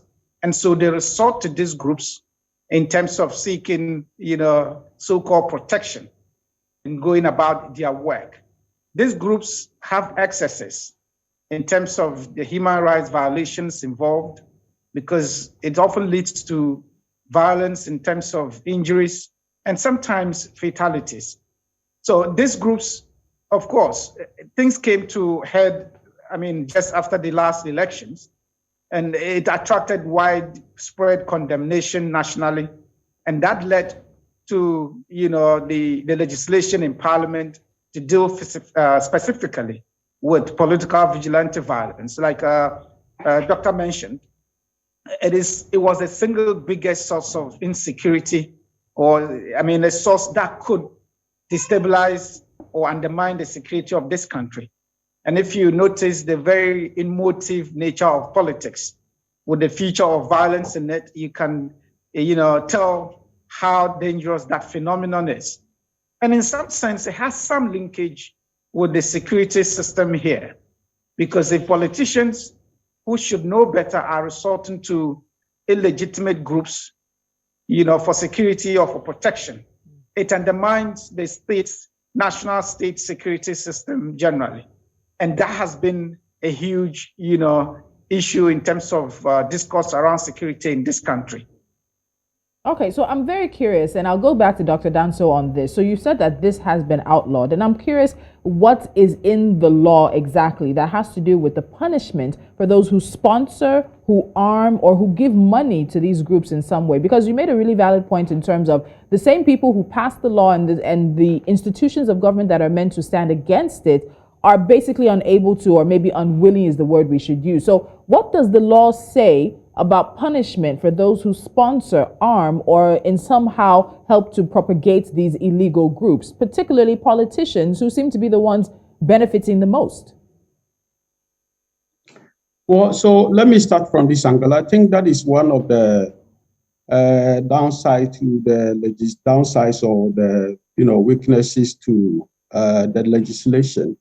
So in the first instance, even though most of the people who may be identified or who may be arrested for prosecution as vigilantism are normally, as Muntaru pointed out earlier, the young people who may be caught in the act of perpetrating violence of one form or the other related or relating to elections and so on. The backers or the sponsors of these groups are normally, as I mentioned earlier, the political class. And so you would notice if you study the dynamics or how these things manifest in Ghana, you will see some form of criminalization then of, how shall I say? I mean, at the end of the day, it is the little fishes who are then targeted for prosecution. Validly, it may be, but then the fact of the matter is the idea that because it is the same political class who sponsor these people, who engage them, and then who reward them for whatever threats they may be perpetrating, then the implementation of the law becomes difficult. Of course, punishment, if you are caught, range between, terms of imprisonment and so on and so forth, depending on the severity of the crime that is perpetrated. I think one of the most difficult challenges in enforcing and therefore prosecuting people and deterring others who may want to follow their suit is the fact that the same people who have a responsibility in ensuring the effectiveness of the law at the end of the day are the same people who I did a research on political vigilantism, and I happened to interview some security persons as to why it has become so difficult to rein in political vigilantes and also to therefore end the phenomenon. And one of the things I was told is the fact that when you arrest young people who are accused of having committed one form or other of crimes related to political or election-related violence and so on and so forth, you would often have political party people coming to the police station, for example, to demand for the release of such persons. And, the insistence of the security persons to defy such requests or orders, if I may use that word, and do their professional job, sometimes has implications, for example, of people being transferred and so on and so forth. So those who do not want to do that, then yield and give in to the police and so on and so forth. And for me, that is why if Ghana's democracy is to be sustained and consolidated, then the role played by the political actors, particularly party people or party executives and so on and so forth, is extremely critical. Okay, Dr. Danso, that was quite explanatory. Now, the next question I would love to ask is, of course, to deter others from engaging in such activities, there must be either reward or punishment in cases like these. I would have loved to ask how many Ghanaian politicians have been found guilty of patronizing political vigilantes in this particular, as regards what we're discussing. But before we go into that, we have a report on security in Ghana from independence up until now that has been packaged within our studios by one of our correspondents, and we'd like to take a look at that, and then we come back to the ongoing conversation. Stay with us. Ghana is seen as a beacon of peace as compared to many states in Africa. Nonetheless, no state in the world is immune to security threats. The security system in Ghana faces several challenges such as student agitations, cyber fraud, ethnic conflict, drug trafficking, murder, chieftaincy disputes, political vigilantism, and crimes which is triggered by uneven distribution of state resources, poverty, weak state institutions, and unemployment. Although the public perceives the police as corrupt and ineffective in keeping their mandate, factors such as lack of logistics, minimal public cooperation, political interference are problems that affect the effective operations of the police. However, these problems are not mutually exclusive in constraining the effectiveness of the police. Some cascade into another. While Ghana has 41 official ports of entry and exit, large parts of the country's frontiers can still be characterized as porous and inadequately monitored. The porosity of the borders facilitates smuggling, arms, drugs, and human trafficking, as well as related cross-border crimes. The activities of illegal miners also pose a major environmental and public health threat and persist despite a government cessation on their operations. As a countermeasure, the government of Ghana commissioned Operation Vanguard, a bi-agency task force comprising military, police contingents to community, targeting parts of Ashanti, eastern and country's western region, where illegal alluvial and pit mining operations had gained notoriety for destruction to water bodies, among others. Individuals, mostly youths, who may or have lost their economic livelihood due to Operation Vanguard, may turn or engage in other lawful acts and criminal activities for survival. That time if I have drug, I change with the gold and I get money. That is the way they do for the cocaine. If they don't take that, they can work hard. When they take it, you see them washing like this, sleeping and washing. I become very anxious to even enter into that business because they said when you invest some money, like let's say 10,000 Ghana cedi to go into this galamsey mining, before even 2 weeks or 1 week, you can get like 20,000. Although Ghana has been admitted to the UN security forces, confirming the West African country's return to the group after 15 years, the threat of a coup d'etat in the country has placed security agencies on high alert. Every Ghanaian living in this country called Ghana to go about their normal duties without any fear, because I have so much confidence in our men in uniform. They are prepared to protect this country from those I will call the destroyers, the doomsayers, because for them, probably, I don't know what really they will seek to benefit from coup. But I believe, in all fairness, that majority of Ghanaians do not want that to happen. The greatest threat to the security of Ghana is not terrorism, it is youth unemployment.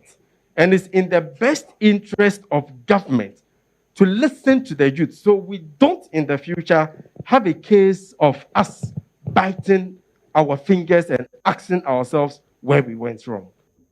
The general security situation in Ghana is one of relative calm, notwithstanding that the Ghanaian state continues to grapple with various socio-economic and law enforcement threats. Ni Omoni, New Central. And looking at Ghana's current security challenges and some emerging threats there, which align with the conversation we're having with our guests on the current peace and security dynamics as the country marks 65 years of its independence. Just a quick reminder, we are following activities at the Cape Coast Stadium very closely. President Nana Akufo-Addo, other dignitaries and representatives of civil society groups and others are there. We've been seeing march past and things, so we are anticipating that the president will speak. So whether it's during the broadcast or after, we will be interrupting normal programming to take the president's speech. But Ben, I know you had a question to follow up on, because we saw some very interesting statements in that package that I think we should take up with our guests. The question I asked initially was how, or if any of the big wigs, so to speak, who kind of sponsor political vigilantism, if there have been any arrests, and if there have been, what has happened to them, and if not, why are they not being clamped down? In cases like this, it's definitely just the foot soldiers who participate in this or perpetrate this act that are being arrested and apprehended. But going further, if gentlemen were listening to that report, you could hear the last person who spoke there saying that the greatest threat to Ghana's democracy is not terrorism. Rather, he said the greatest threat is youth restiveness, youth unemployment. And largely, this can be traced to almost everything that has to do with insecurity, not just in Ghana, but in other African countries. How do you respond to this? What exactly can be done? What has been done to address youth unemployment, youth restiveness that eventually leads to the big issues of insecurity in Ghana? And this question goes to Mukhtar, please. Yes, so I listened to the report, and it includes generally all the security issues this country is currently dealing with. And it's interesting to listen to one of the last speakers talking about the challenge of youth unemployment and how it is the single biggest threat to the security or the threat, to democracy. It is so true that if you consider the very pervasive nature of youth unemployment, and the kinds of things young people are compelled to engage in, including security-related issues, all kinds of criminal conduct or criminal behaviors intended to just fend for themselves. It tells you nothing can be truer than that analysis.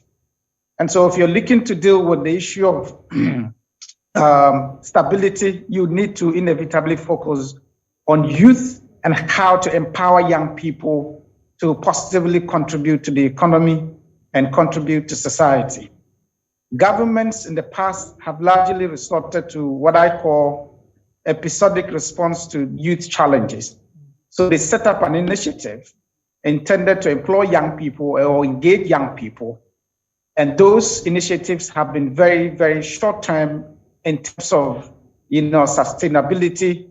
There isn't any clear sustainability plans. When this government came to power, one of the single biggest challenges was youth unemployment, because past government got trapped in some, World Bank initiatives that's largely, crippled them in terms of opening up the space for large-scale employment. And so there was expectation that this current government would ensure the opportunities for young people in a manner that is adequate enough to absorb, most of young people who are unemployed. So they set up what they call NACO, National Nation Builders Corps, intended to engage young people. But as we speak, that program has come to an end. And so those young people who are not able to get full employment are left to their fate. And mind you, yearly, more and more young people transition to, life situations where they require employment. People graduate from all kinds of educational programs and looking for jobs. So this surely is a big threat to security and stability of the nation.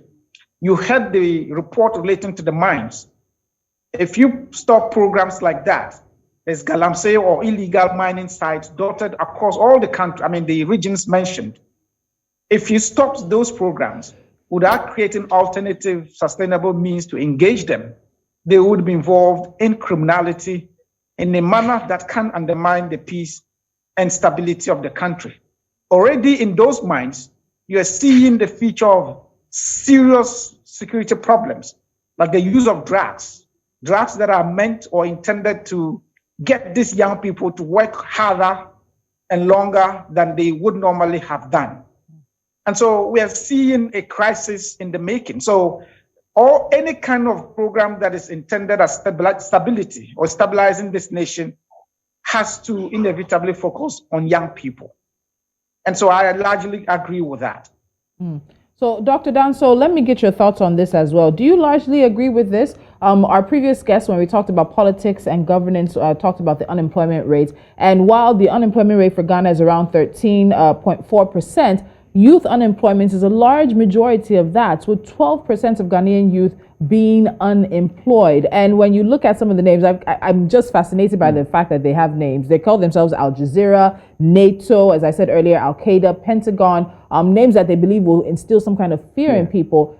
You have, unfortunately, a ready supply of young men who can be mobilized to join political vigilante groups if they're not adequately employed. So as Mutaru said, what needs to be done? Because these are the same young men that are going to be involved when there are chieftaincy issues. They're still going to be the same ones that chiefs use to do what they want to do. They're still going to be the same ones that are used when there are succession agitations, the same ones used to traffic, the same ones used to disturb the electoral process and commit electoral violence. So it's not just with the political vigilantism. Having this supply of young men, in this instance, who are unemployed, gives you a supply of young men who are going to participate in all manner of crime and criminality in Ghana. So what can be done?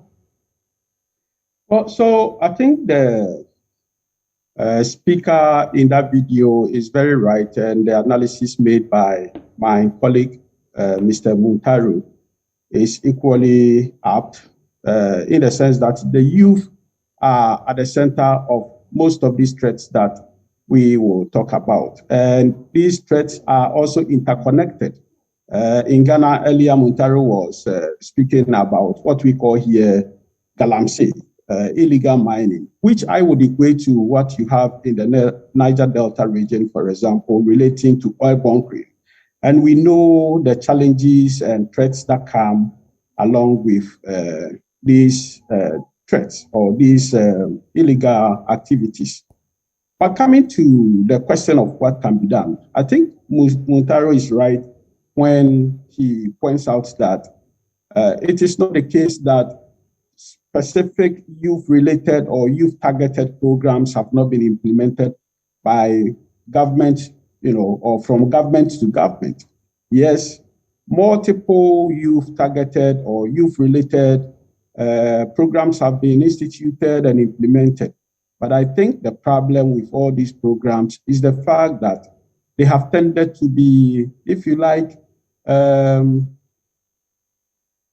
used the word episodic, which I think is right, to the extent that there is no long-term effective program targeting what can be done in order to harness the potential of the youth.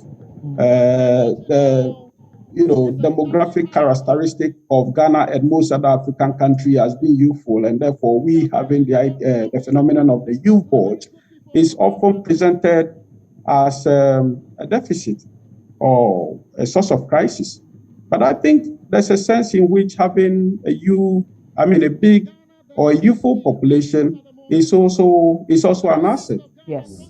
I think what we need to do in order to harness and tap the energies of these young people is what we are not doing properly. And therefore, there is a need, if you ask me, for a long-term policy in terms of how the energies of these people can be tapped and channeled into productive ventures such that this policy wouldn't have to change from government to government and wouldn't have to be politicized, because I think that is one of the challenges we've also had in terms of youth-related programs, where the perception is sometimes created that certain specific employment, even when it comes to the security services and so on and so forth, are given to people who support one or the other party. But I think if we really have to get a handle of this problem, then we need a long-term policy that is independent of which regime or which government is in place, that has a long-term vision in terms of what we want to see our youth become in the next 5, in the next 10, in the next 20 years. If we are able to then put such policies together and implement them effectively, then it will become very difficult for politicians to manipulate them and politicize them and turn it to an instrument of political manipulation and so on and so forth. So I think we need a long-term policy a long-term vision for our youth that instill in the youth a sense of hope, a sense of a positive future.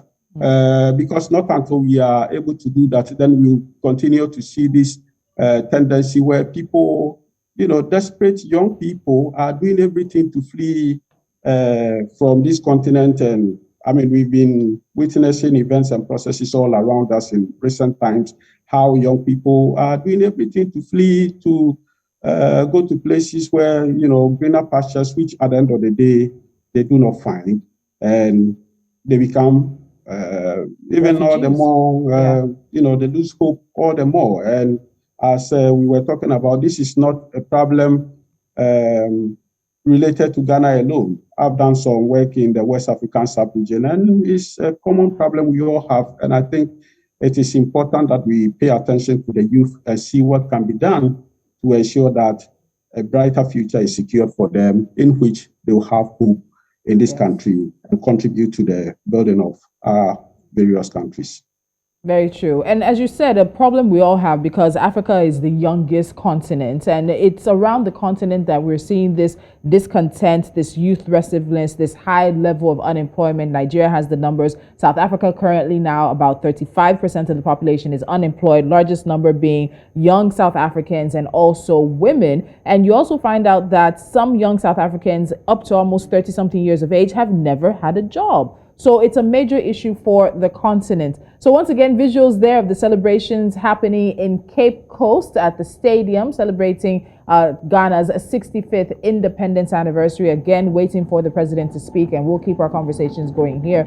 So we've talked about unemployment a bit coming into it in terms of how that affects the security and peace, looking at political vigilantism. But now I want us to go to something that many Nigerians and many across West Africa are very familiar with, and that is the farmer-herders conflict. Unfortunately, it is something that has been happening here across the West African sub-region for a number of years, for decades now, these conflicts between farmers and herders, and they've become quite regular occurrences. Now, we've seen some analysts that say that the conflicts are basically driven because of competition over scarcity, scarce resources, scarce land now, because of course we're growing, our cities are growing, our population is growing, and then you have issues with water and grazing. We also have other economic, political, and social interactions, and then now climate change has now just gone on to push more of these relations to happen in very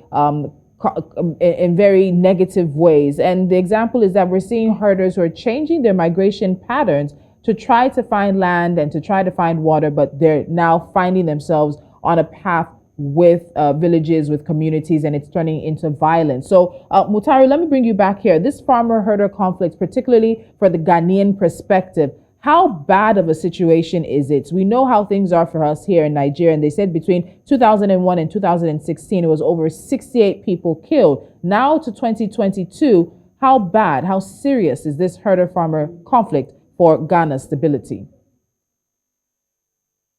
Well, like you rightly pointed out, this is a huge problem for West Africa. And it's a huge problem for West Africa to the extent that I work in the area of violent extremism and terrorist violence in West Africa.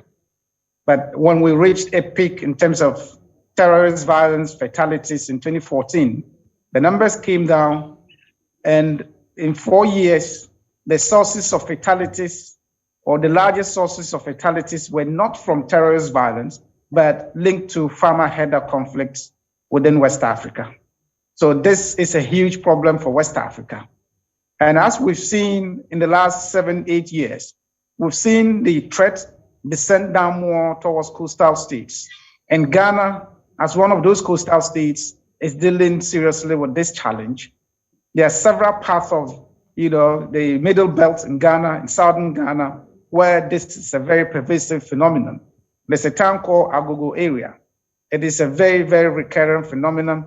The northern parts of the country, it's a big problem that we are currently faced with.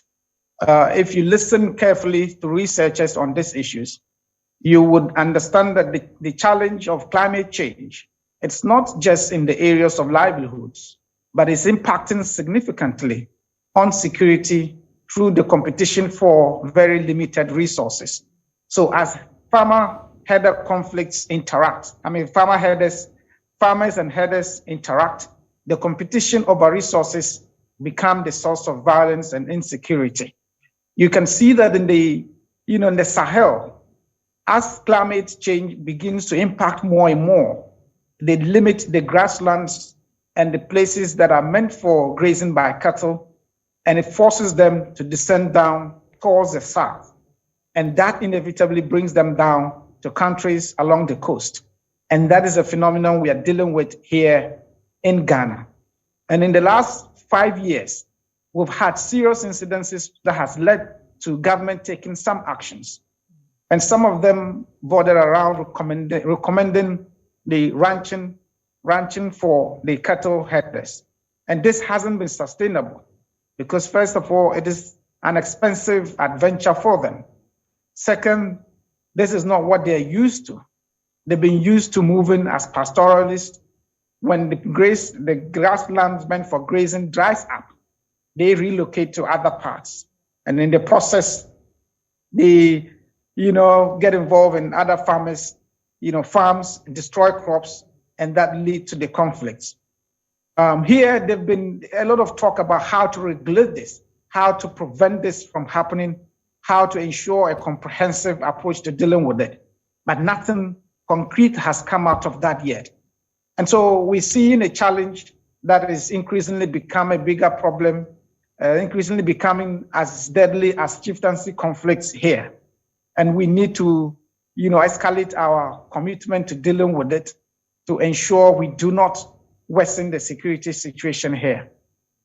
All right, now, Dr. Danso, away from chieftaincy issues, I'd like to bring up something that is a bit similar to an issue that has been experienced in Nigeria, which is Ghana's very close neighbor, and that's the issue of secession. Now, in Nigeria, there's the issue of the Independent Peoples of Biafra, IPOB, which has become quite popular, who have been requesting to pull apart or break away from Nigeria, and that has caused quite an uproar. In Ghana, we hear that, we also know that there's a portion of Ghana in the western region called the Togoland region, and they have also been at some point in 2020, there was some kind of declaration of sovereignty that they wanted to self-declare. And parts of the area, we hear that there was an area of the eastern Ghana at that time that declared itself a sovereign state, blocking some roads, and that has caused quite an issue. Not many people are quite familiar about this in the international community. What can you tell us about secession issues causing, insecurity problems in Ghana, particularly with examples of the Western Togoland region? Well, so the Western Togoland, or the region that you may refer to as the Western Togoland, is in the eastern part of Ghana. Actually, in Ghana, there is no such place as Western Togoland. There's no such place. Of course, there used to be an enclave prior to independence following the Second World War called Western Togoland. So basically, Western Togoland came about following the end of the Second World War. So Western Togoland, or the area then straddles between Eastern Ghana and Western part of the Republic of Togo. And this basically came up, as I mentioned earlier, following the Second World War, where the British who were fighting the Germans. So part of that area used to be controlled by the Germans during the era of colonization. And so during the Second World War, the British were fighting from the eastern part. The French were fighting from the western part, that is Western Togo, whilst the British were. So, the point at which they met, they then served as the protectorates, or in other words, those areas were declared as UN protectorates, and the British took control of that territory or that sleeve of land until independence. So when at the time of independence, or around the time of independence, there was a referendum for the people to declare whether they wanted to join the Republic of Togo or the Republic of Ghana.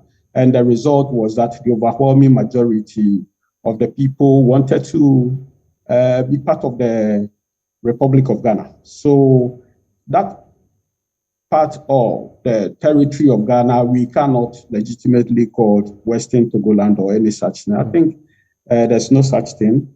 That part is part of the Volta region of Ghana. So it is Ghana. But the problem I think we've had is that some individuals or some members or some people from that part of Ghana were not happy with the arrangement to, the plebiscite or the referendum that was conducted and so on and so forth. So even before independence, there has been some controversies, and subsequent to that, some people have never thought that they truly belong to Ghana and so on and so forth. So they want to declare themselves as an independent sovereign entity within that space. But the fact of the matter is that the overwhelming majority of the people in Volta region see themselves as Ghanaians. And one wonders the extent to which this reflects the aspirations of the people in that part of the region. So I think it's a very isolated incident by a certain, very minute or tiny individuals who sometime would want to foment trouble. But I think the good thing is that the security forces have a control over that situation. And I think it was something that happened a couple of, 2 years or so ago, but the security forces intervened. And so far, we've not had any incidents in that regard, which I would want to commend the security forces. The territories of Ghana are the territories of Ghana, and I don't think we should condone any act that seeks to subvert our territorial integrity, but then to ensure the security and safety of every single individual Ghanaian, including those in that part of the region.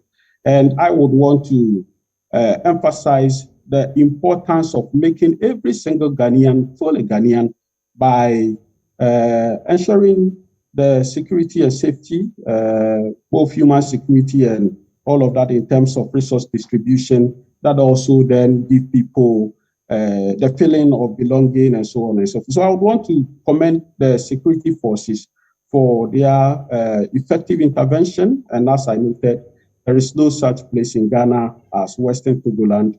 Ghana is Ghana. Of course, there's a history that we can refer to, and therefore the whole concept or idea of Western Togoland will feature in our historical discourse. But as of present, there's no such place. And as I noted, the incidents came as a result of some individuals who have been seeking to foment trouble for their own parochial interest, and the actions they've taken both in recent time and even prior to that are actions that do not reflect the sentiments and feelings of the people in the Volta region of Ghana.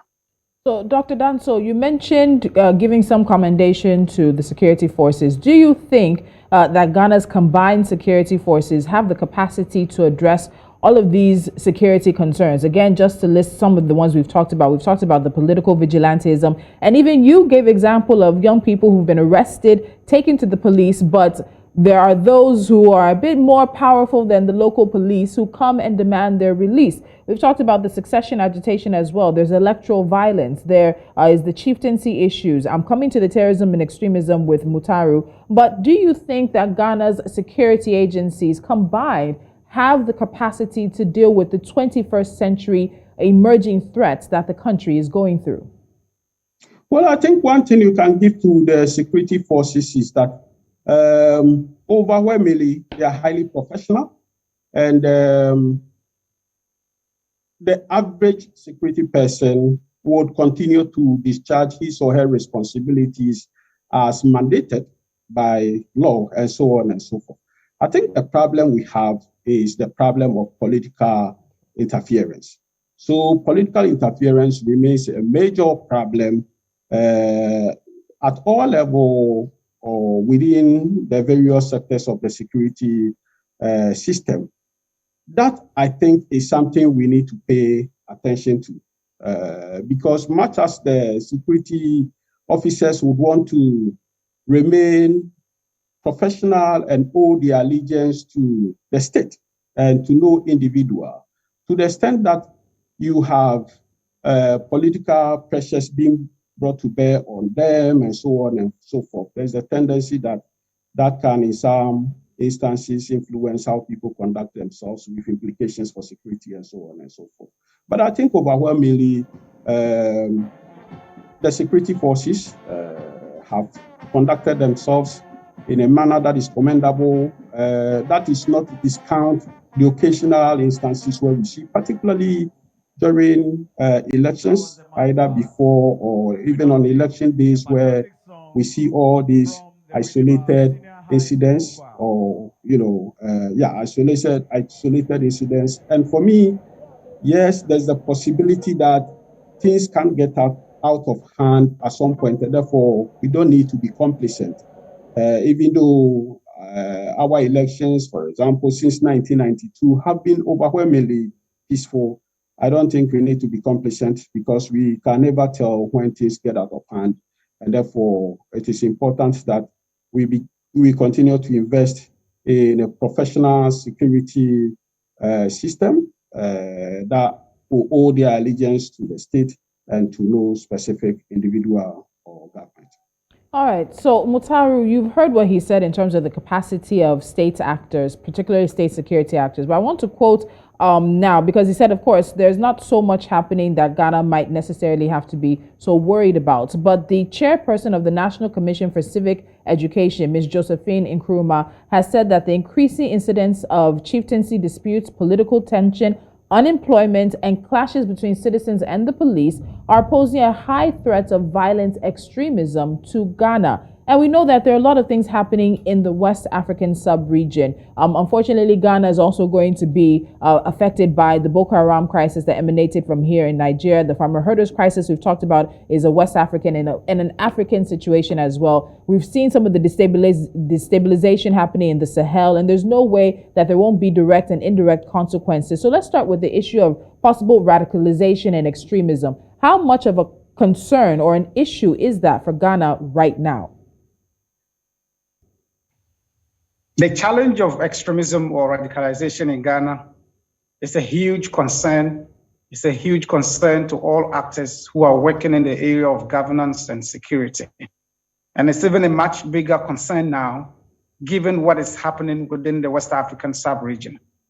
First of all, if you're talking about the threat of terrorism to your space, you are looking at it from different sources. And so if you consider that external sources are possible sources of threat, you will be looking at what is happening within your region externally. You're looking at what is happening within the sub-region today. There's no doubt that no nation within the sub-region is immune to extremist violence or terrorist attacks.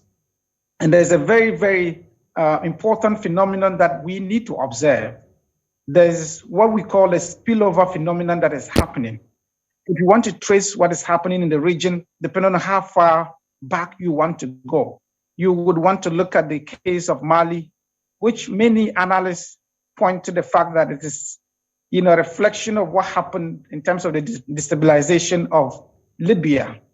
The spillover phenomenon meant that got spilled onto, Mali. What is happening today in Burkina Faso is a spillover from Mali. Today, as we speak, we have 3 coastal states very close to Ghana, and this includes Benin, Togo, and Cote d'Ivoire. The northern territories of all these 3 countries are now currently experiencing extremist attacks, and those are spillover phenomenon coming from Burkina Faso. Ghana stands the same risk of experiencing that from our northern borders. If you consider the proximity of our northern borders and the chieftaincy and ethnic conflicts happening around that space, and the very, very vulnerable economic profile of that region, it tells you that we are not at all immune to extremist attacks. If you look at the internal sources, the boss of NCCE appropriately captured these vulnerabilities. We are looking at pervasive, prolonged and unresolved chieftaincy and ethnic conflicts throughout Ghana. And a good number of them are featured in the north. As we speak, we have over 352 unresolved chieftaincy conflicts. And some of the very, high level, key conflicts are in the north. Boku, for instance, located in the east of the north, is currently dealing with an age-long conflict, very deadly, bloody conflict. If you're looking at the eastern part, the Saboba Charkuni part, there is a long-ranging conflict among ethnic groups in that part of Ghana and several other parts. So this does not put Ghana in any position where we can safely say that we are comfortable, we are confident in terms of our stability and immunity to extremist violence, either within or from external sources. And so generally, we are in a position that, of course, at the moment uniquely puts us in a situation where we can think about preventive measures before it happens. And that is the only unique situation that we find ourselves in. Other than that, we are as vulnerable as many of our neighbors within the sub-region. But I want to be curious about what you're vulnerable to. So you said that the country is not immune to extremist attacks. And we knew, and in recent times, the word coup has been thrown around, unfortunately, a lot in West Africa. A popular Ghanaian social activist who led protests against President Nana Akufo-Addo was arrested for making comments on social media about plotting a coup. But let's talk about coups and how, unfortunately, they tend to spread. So what we have in terms of historical records, by 2012, there had been over 200 coups and attempted coups in Africa from the various times of independence that the countries across the continent had gained. There was a coup attempt every 55 days in the 1960s and the 1970s, and over 90% of African states had had a coup experience. And we're thinking that this is the 21st century, Africa has passed the time of coups, and then bam. We've had how many coups now in West Africa? And as you list the countries, some of the countries that border Ghana and the kind of instability and the political situation they find themselves in, I'm going to ask you, with all of the issues that Ghana is facing in terms of security, can we absolutely rule out the potential of a coup? Not even just in Ghana, even in Nigeria, because that four-letter word, it brings fear and shivers down the back of many who've been through the attempts and what happened in their countries afterwards. So with the destabilization, the unemployment, the violence spreading out and everything, can a coup be 100% ruled out? Mutaru, I'm coming to you. Dr. Danso, I'd also like to hear your thoughts on this. Well, thank you very much indeed. And I would want to comment, first of all, before I come to the question, comment Mutaru for his perspective on the issue of violent extremism and the potential for that spilling over into Ghana and so on and so forth. And he's right when he says that Ghana is no different in terms of the conditions that are liable for violent extremism and so on and so forth. And I think we've been talking about some of them, youth board, youth unemployment, and so on and so forth. I have always maintained that in Ghana, when the Vigilantism and other and related offensive act was passed, outlawing violent extremism, we sought to reintegrate these political vigilantes. And I think how we go about doing that would go a long way in terms of preventing some of these other phenomena and so on and so forth that we talk about. Because if there's anyone seeking to foment trouble in Ghana, then the violent extremist groups, then not the violent extremist groups, but then the political vigilantes become some of the conduit through which they can do that. So I think it is important that we take into account all the measures that are in place to prevent that from happening. And I think the security forces have put that, it's been a central priority for them. And I want to suggest that we continue to prioritize that. Now, coming back to the question about coup, I think Ghanaians, we've had a very bitter experience with coup d'etats. And therefore, the term actually has become allergic. I mean, we've become allergic to the term coup d'etat, and therefore, anytime you mention coup d'etat, even in scholarly discourses or analysis, people simply are not comfortable with the term. But I think, for me, Ghanaians, given their prior experience with coup d'etat, are in no mood for that. And I don't think anyone in Ghana would accept a coup d'etat in Ghana today, regardless of the multiple challenges that we are encountering, and so on and so forth. Because we will fare no better under a military regime than, if anything at all, we stand to fare, or our situation is likely to be far, far, far, far worse. So from where I stand, and from the discussion I have with people, I don't think Ghanaians are in the mood for a coup d'etat, despite some of the challenges, that economic challenges and so on and so forth, that we've had in recent time. It is true that some countries in West Africa, Mali, Burkina Faso, Guinea, have fallen, or the state has been taken over by military personnel and so on and so forth. But I think there's a sense in which the dynamics in each of these countries are also slightly different. And therefore, the context also does matter. How even questions around, security, professionalism, and so on and so forth is critical. So much as I wouldn't, as I noted earlier, I wouldn't want us to be complacent and say, oh yeah, you see, this can never happen in Ghana, and so on and so forth. I think, if you ask my honest opinion, I am in no mood, to live under a military regime. And I believe the overwhelming majority of Ghanaians are in no mood to live under a military regime. True, a lot of things are not going well, but you see, the difference is that we can speak our mind. We can criticize our government. We can express our displeasure in this condition and tell the government we are not happy with what is going on, and put pressure on government to see what can be done. But then that, in most instances, are not possible under military regimes.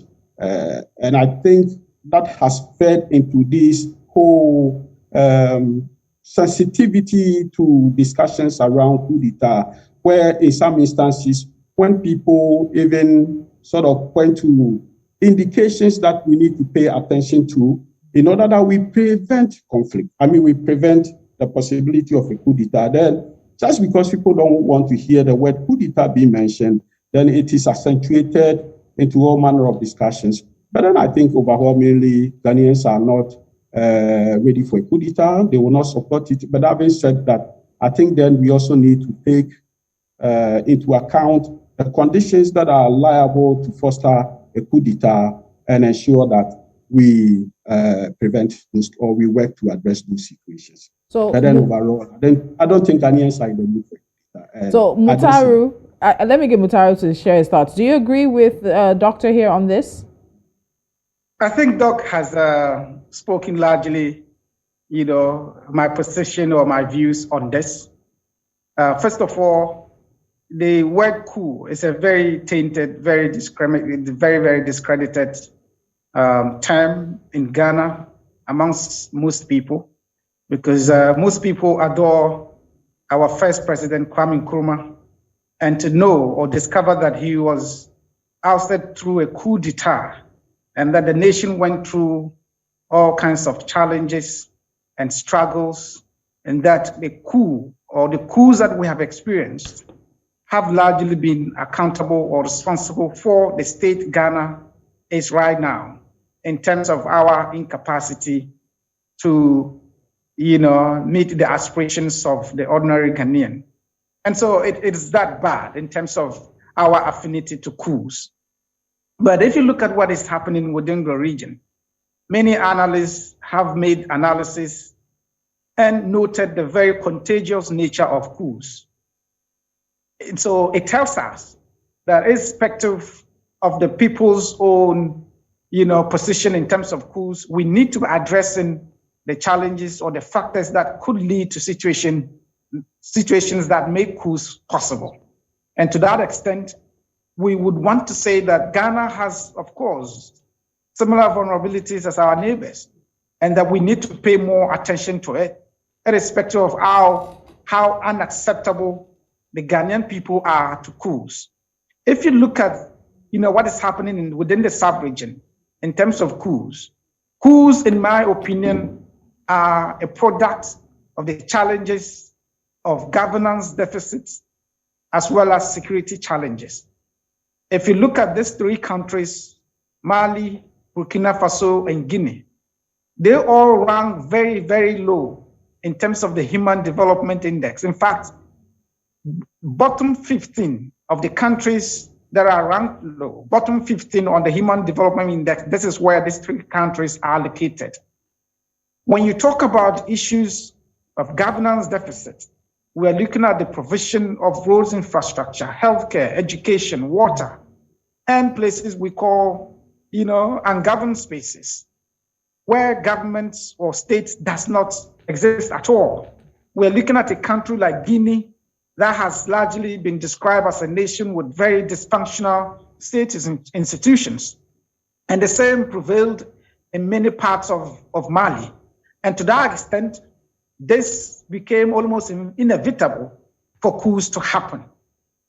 If you look at the fact that they are contagious, it should put all of us in a position where we have to be more committed to dealing with the issues of governance and security. So yes, Ghanaians do not, would not accept a coup or do not, see coups as legitimate alternatives. But at the same time, we want to be focused, or we need to be focused on dealing with the factors that could lead to situations where coups become possible. What we're also seeing is a verdict on democracy. We're seeing that more and more people in Africa are losing faith in democracy. And it's because democracy has failed largely to deliver for the reason for which they were chosen in the first place. And so people are looking at what other options do we have? How do we ensure that our leaders meet the aspirations of people in spite of the democratic credentials and the processes we go through? If you notice, some countries have reduced democracy to just holding elections. Elections are inadequate in ensuring that young people get jobs and ensuring that the aged are catered for, to ensure that ordinary vulnerable individuals have, been provided for. These things, come into play when people are looking at what kinds of systems they want to live in. And I make the argument that democracies do not guarantee development, or democracy does not guarantee prosperity if the focus of leadership is on power and not on the people. We're seeing more and more governments investing more and concentrating more on holding on to power and engaging in activities that further, accentuate their power rather than delivering to the people. And these are things we need to be watching out for if we're seeking to, sustain the democracies that we currently have. All right. I'd like to come in here now. There's a subtle threat to the Gulf of Guinea, and this may also be affecting Ghana. And this is also some kind of insecurity challenge that Ghana may, like I said earlier, subtly be facing, which also could affect other West African countries around the Gulf of Guinea. And this is the dumping of toxic waste and some kind of toxic rubbish in and around the Gulf of Guinea and in these waterways by foreign vessels, which some have also called some kind of subtle security threat to Ghana, to the likes of Nigeria at some point, and some other countries around the coastal areas. Has there been any serious issues arising from this, these activities in Ghana? And if so, what steps and what measures have been taken by the Ghanaian government concerning this, threats to the waterways of the country? Okay. Doctor, this is the before I come in on the question of the dumping of toxic waste. I just wanted to make a little reference back to the excellent presentation or submission by my colleague, Mr. Muntaru, but I would like to differ with him a little bit regarding the reference to this whole idea or concept of ungoverned spaces, right? I think it is one concept that you read about in all these literature, particularly those originating from the West, the whole idea of ungoverned spaces. I have always challenged people to show me anywhere in Africa that can be labeled as ungoverned spaces. I think this concept has taken on a life of its own because of the whole perception that you only have governance when you see the police or the criminal justice apparatus at play in a particular region or a particular space, right? But then there is no such place as ungoverned spaces in Ghana, in Nigeria, in Togo, even in Mali. Let me know if you say Mali. Certainly not Mali, and certainly not Burkina Faso or any other part of West Africa. So there are multiple structures of governance, okay, of which the non-formal apparatus of governance is very key and well and alive in Africa. I think we tend to see governance solely through the Western or the Bavarian state, and therefore we use the post-independent state as the only instrument to which security and governance is delivered. But then when you go to the most remote community here in Ghana, and I want to believe the same in Nigeria, the same in Mali, you would still see some structures of governance. I think it is the tendency to exclude these structures of governance in the broader apparatus of governance by focusing solely on the legally constituted state and its apparatus that lead to this tendency of thinking there is some ungoverned spaces. And I think it is about time that we recognize the role played by non-formal or informal structures of governance, our chief, our religious leaders, community elders, and so on and so forth, who continue to deliver security in some of these areas. Because you go to some of these remote areas, and apparently there's even more stability, more peace, there's more security in those areas. And so the point I'm seeking to make is that the fact that we do not have the criminal justice apparatus or the state apparatus in terms of the police, the court, and so on and so forth, does not then necessarily mean there is ungoverned space. And certainly, I don't think there's. But aside from that, I think I want to once again comment Muntaru. But coming back to the question of toxic waste, well, I think the dumping of toxic waste is one of the multiple challenges or multiple threats emanating or that take place within the maritime domain. So it is one of the threats to maritime security. And if we remember, I think sometime in 1994, if my memory serves me right, we had this incident where a shipping vessel, not a shipping, a vessel, I think the name was Probo Kuala, also discharged some toxic waste that then contaminated some coastal areas of Côte d'Ivoire, and people, were affected. Some people fell ill, and I think some people even died as a result, and so on and so forth. And there was a ruling. So the question of toxic waste then is a major problem. Even though I cannot give accurate statistics in terms of what is happening, we know that these things have been happening within the Gulf of Guinea, in addition to other multiple forms of maritime or threats to maritime security, including what is called IUU, that is illegal fishing, oil bunkering, we were talking piracy, and so on and so forth. And the challenge with this is the capacity of the naval,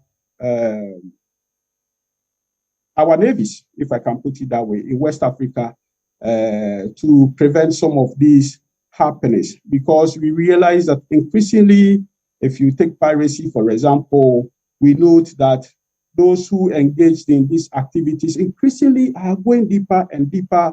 Some years back, it will happen within the territorial waters, that is 12 nautical miles, then to the,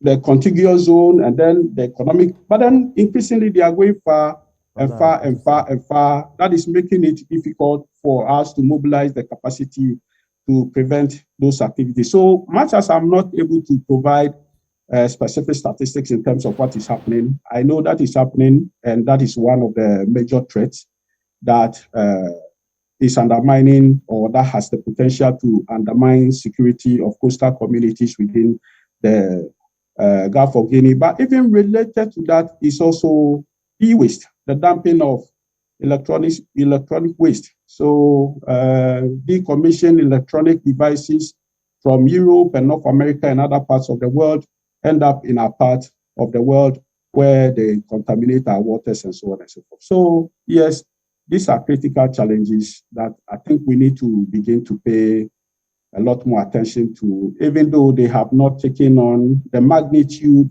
that other sources of threat have assumed. I think it is important that we recognize their potential and begin to address them so they can also get out of hand. All right, gentlemen, so as we start wrapping up now, I think we are going to put the focus now on the future. We've talked about the issues that are currently at hand, but if we say in the next 2, 3, 4, 5 years, what are the security trends or the emerging threats that will have taken on, unfortunately, maybe larger dimensions, and how can they be handled? So I'll ask you for 3 of the ones that you think in the next 5 years, Ghana really needs to keep an eye on, and the ways that Ghana can address them, trying to nip those issues in the bud before they become bigger issues. So Mutaru, let me come to you. Your 3 biggest security concerns for Ghana in the next 4 or 5 years, and what you think can be done now so that the country can continue to ensure some peace and security as well as stability for its citizens. Thank you. What has become very, very valid now in the last couple of years is that we cannot predict anything right in terms of security. COVID has shown us how within a twinkle of an eye, everything else, can change. But if you're looking at what is happening currently in Ghana, for instance, we're looking at the challenge of cybersecurity. Cybersecurity is going to be a huge challenge for us in the future. And if we do not put in the appropriate cybersecurity laws and measures, we'll risk, endangering the security of our livelihoods, our financial system, even on physical space.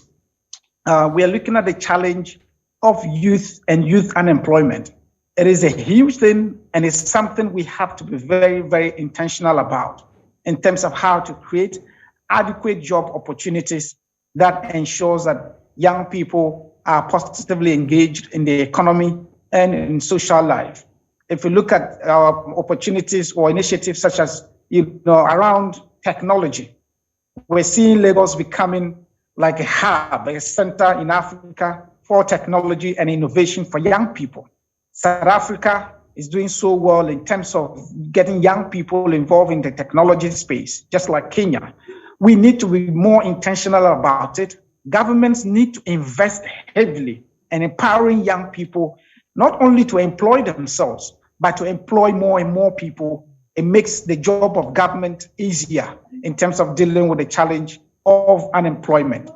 The challenge of security, we're talking about vigilante violence. Vigilante violence come in different forms and shapes in the various countries.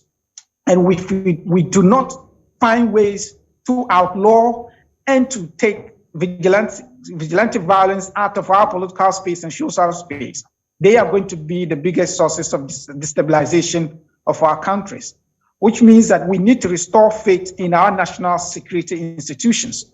For instance, in Ghana, the Ghana Police Service, the armed forces, and all the other security agencies, they have very, very professional and capable men and women in there. Our, preference in terms of politicians' preference for using vigilante groups is what undermines their professionalism. We need to be able to restore that to prevent vigilante violence from destabilizing our countries, given the very emotive nature of politics and the involvement of vigilante groups in politics. These are the things I consider to be the three main or major challenges we should be looking at in the next couple of years. All right, Mutaru, thank you very much. Cybersecurity, the youth and youth unemployment, as well as vigilante violence. So, Dr. Danso, what are your three major concerns for Ghana in the next 4 to 5 years? Well, I mean, to say that I think I'd rather go back to see the last couple of years, what has been the most dominant source of threat to Ghana's security, and I'll say elections. So in Ghana, and as we witness across the region and even the entire continent, elections have become more of a channel for personal and partisan enrichment instead of a mode for demonstrating the superiority of ideas.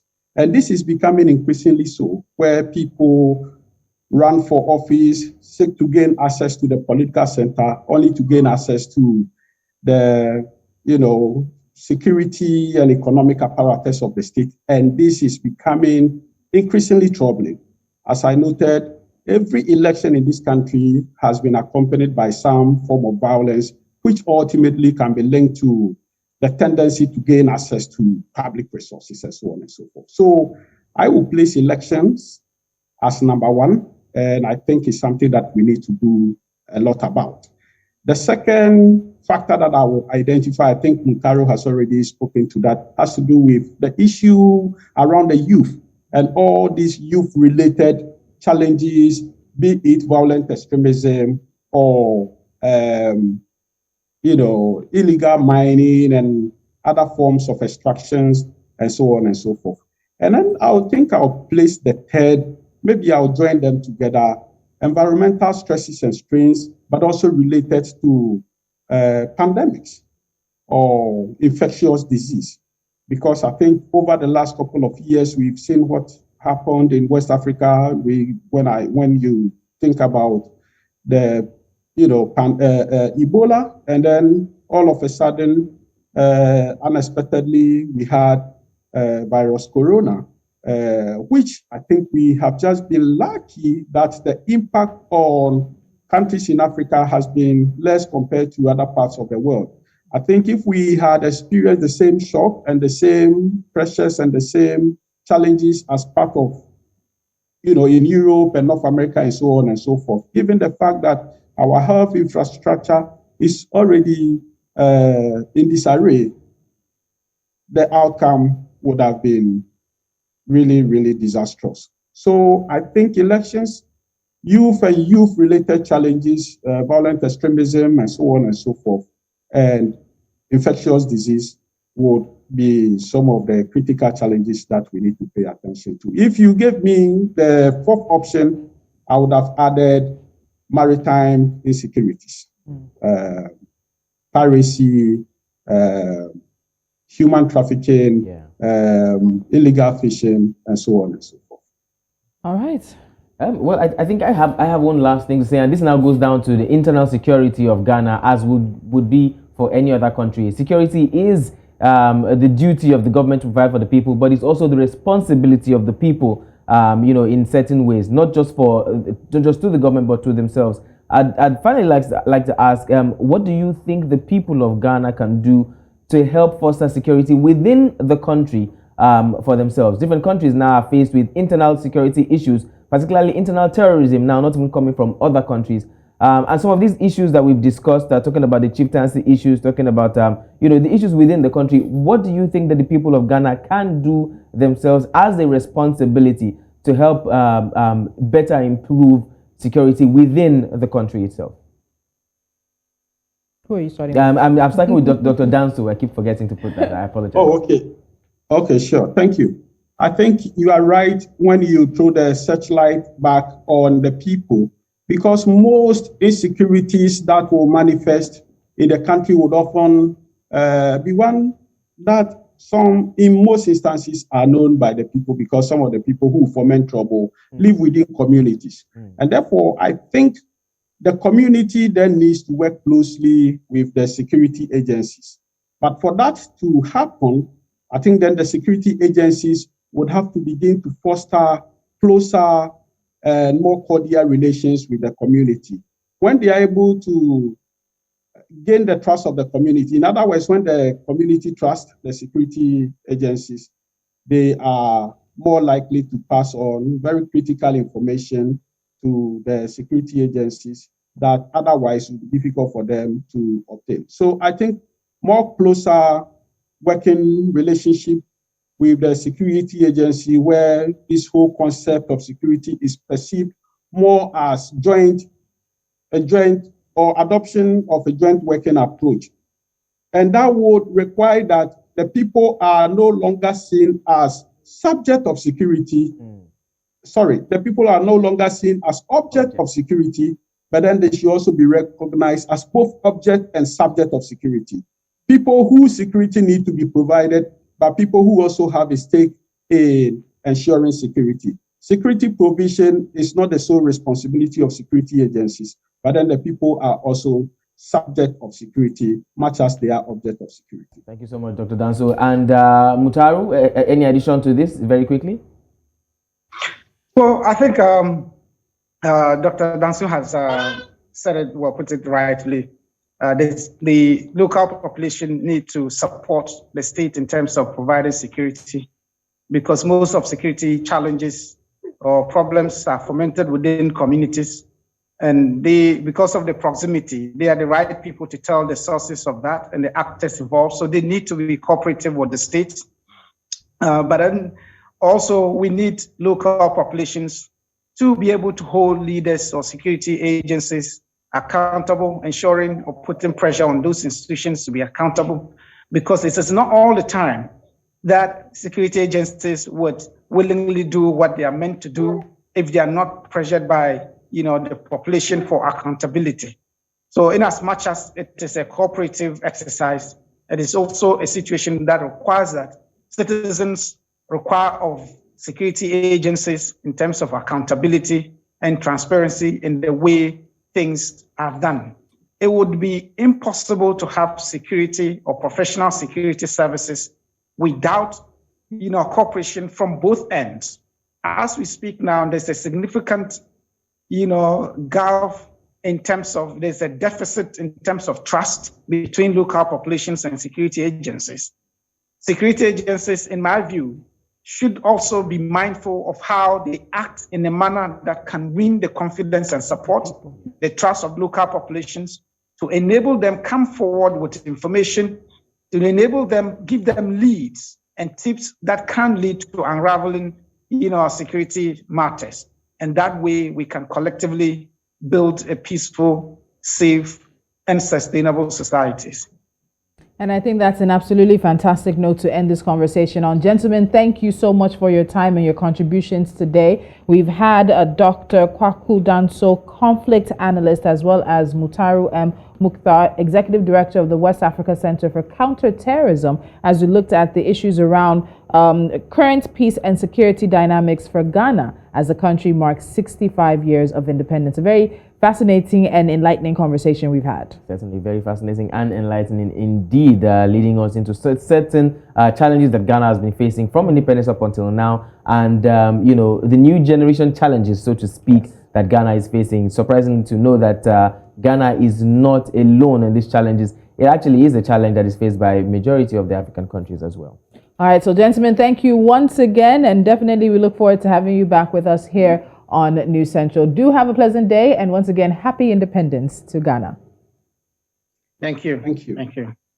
All right, so we kick things off at 10 a.m. and the conversation started with a look at peace, at politics and governance with our guests from earlier this morning. We had the Parliament member, Republic of Ghana, Ibrahim Mutala Muhammad, as well as international relations and political analyst Michael Kwadwo Nketia joining us as we looked at those issues. And then, of course, our final guest now joining us to look at the current peace and security dynamics. The celebrations are still on. It's actually not 1 week, it's 2 weeks of celebrations that Ghana has been having to commemorate 65 years of independence. Earlier, while we were talking, the president did arrive at the stadium in the Cape Coast region where the Independence Day celebration is taking place, and we've been showing you live feeds from there. We'll leave you in the hands of those live feeds. We're still expecting President Nana Akufo-Addo to address Ghanaians. And of course, we'll be following with that very closely. So stay with News Central and watch us very closely. We'll have the president's speech on this occasion of the country's 65th independence anniversary. So from me and my co-host today, my name is Tolulope, Adeleru-Balogun. Thank you so much for joining us. And my name is Bernard Akede. Thank you for watching. Thank you for joining us. And once again, happy Independence Day, Ghana. That is the Army Special Operations Brigade, the Navy Special Boat Squadron, and the Air Force Special Force Squadron. We would have 2 helicopters used for this year's activity.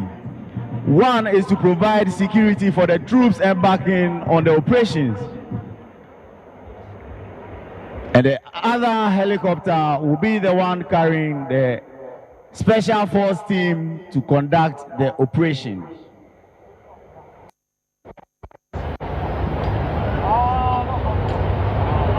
Distinguished ladies and gentlemen, I humbly request that you secure any object that could fly with the helicopter getting on the pitch. That is the security helicopter. It is providing security for the troops to conduct their activity.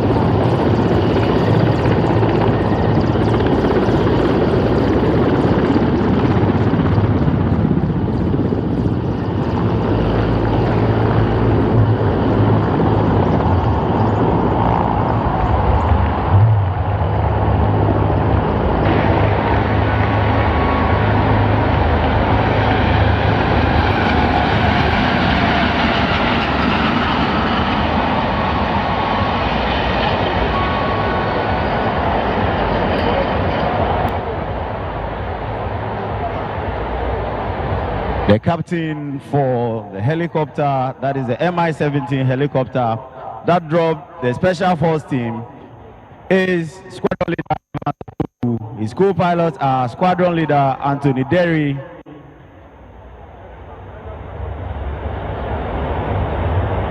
the flight engineers on board are Warrant Officer Class 2 Mensa Richard, Flight Sergeant Boache Evans, and Corporal Yenchia Ambrose.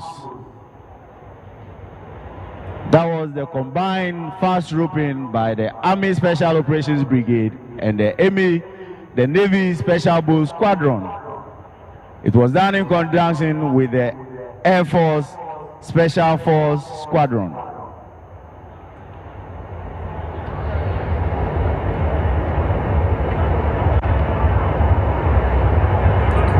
Distinguished ladies and gentlemen, we shall now have troops march on parade. The helicopter providing security for conducting the special ops is captained by Squadron Leader Courage Fianco. His co-pilot are Squadron Leader Christiana Amponsan and Flight Lieutenant Peter Honyenuga. The flight engineers are Flight Sergeant Mensa Kingsford and Flight Sergeant Kakare Albert.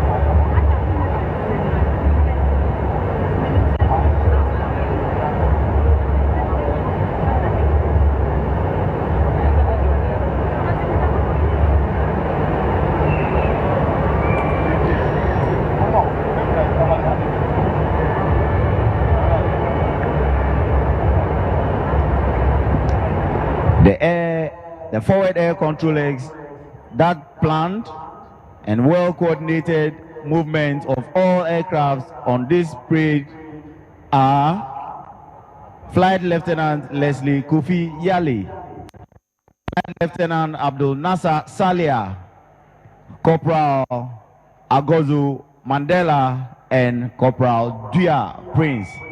They planned and coordinated the movement of all aircraft during this year's anniversary parade.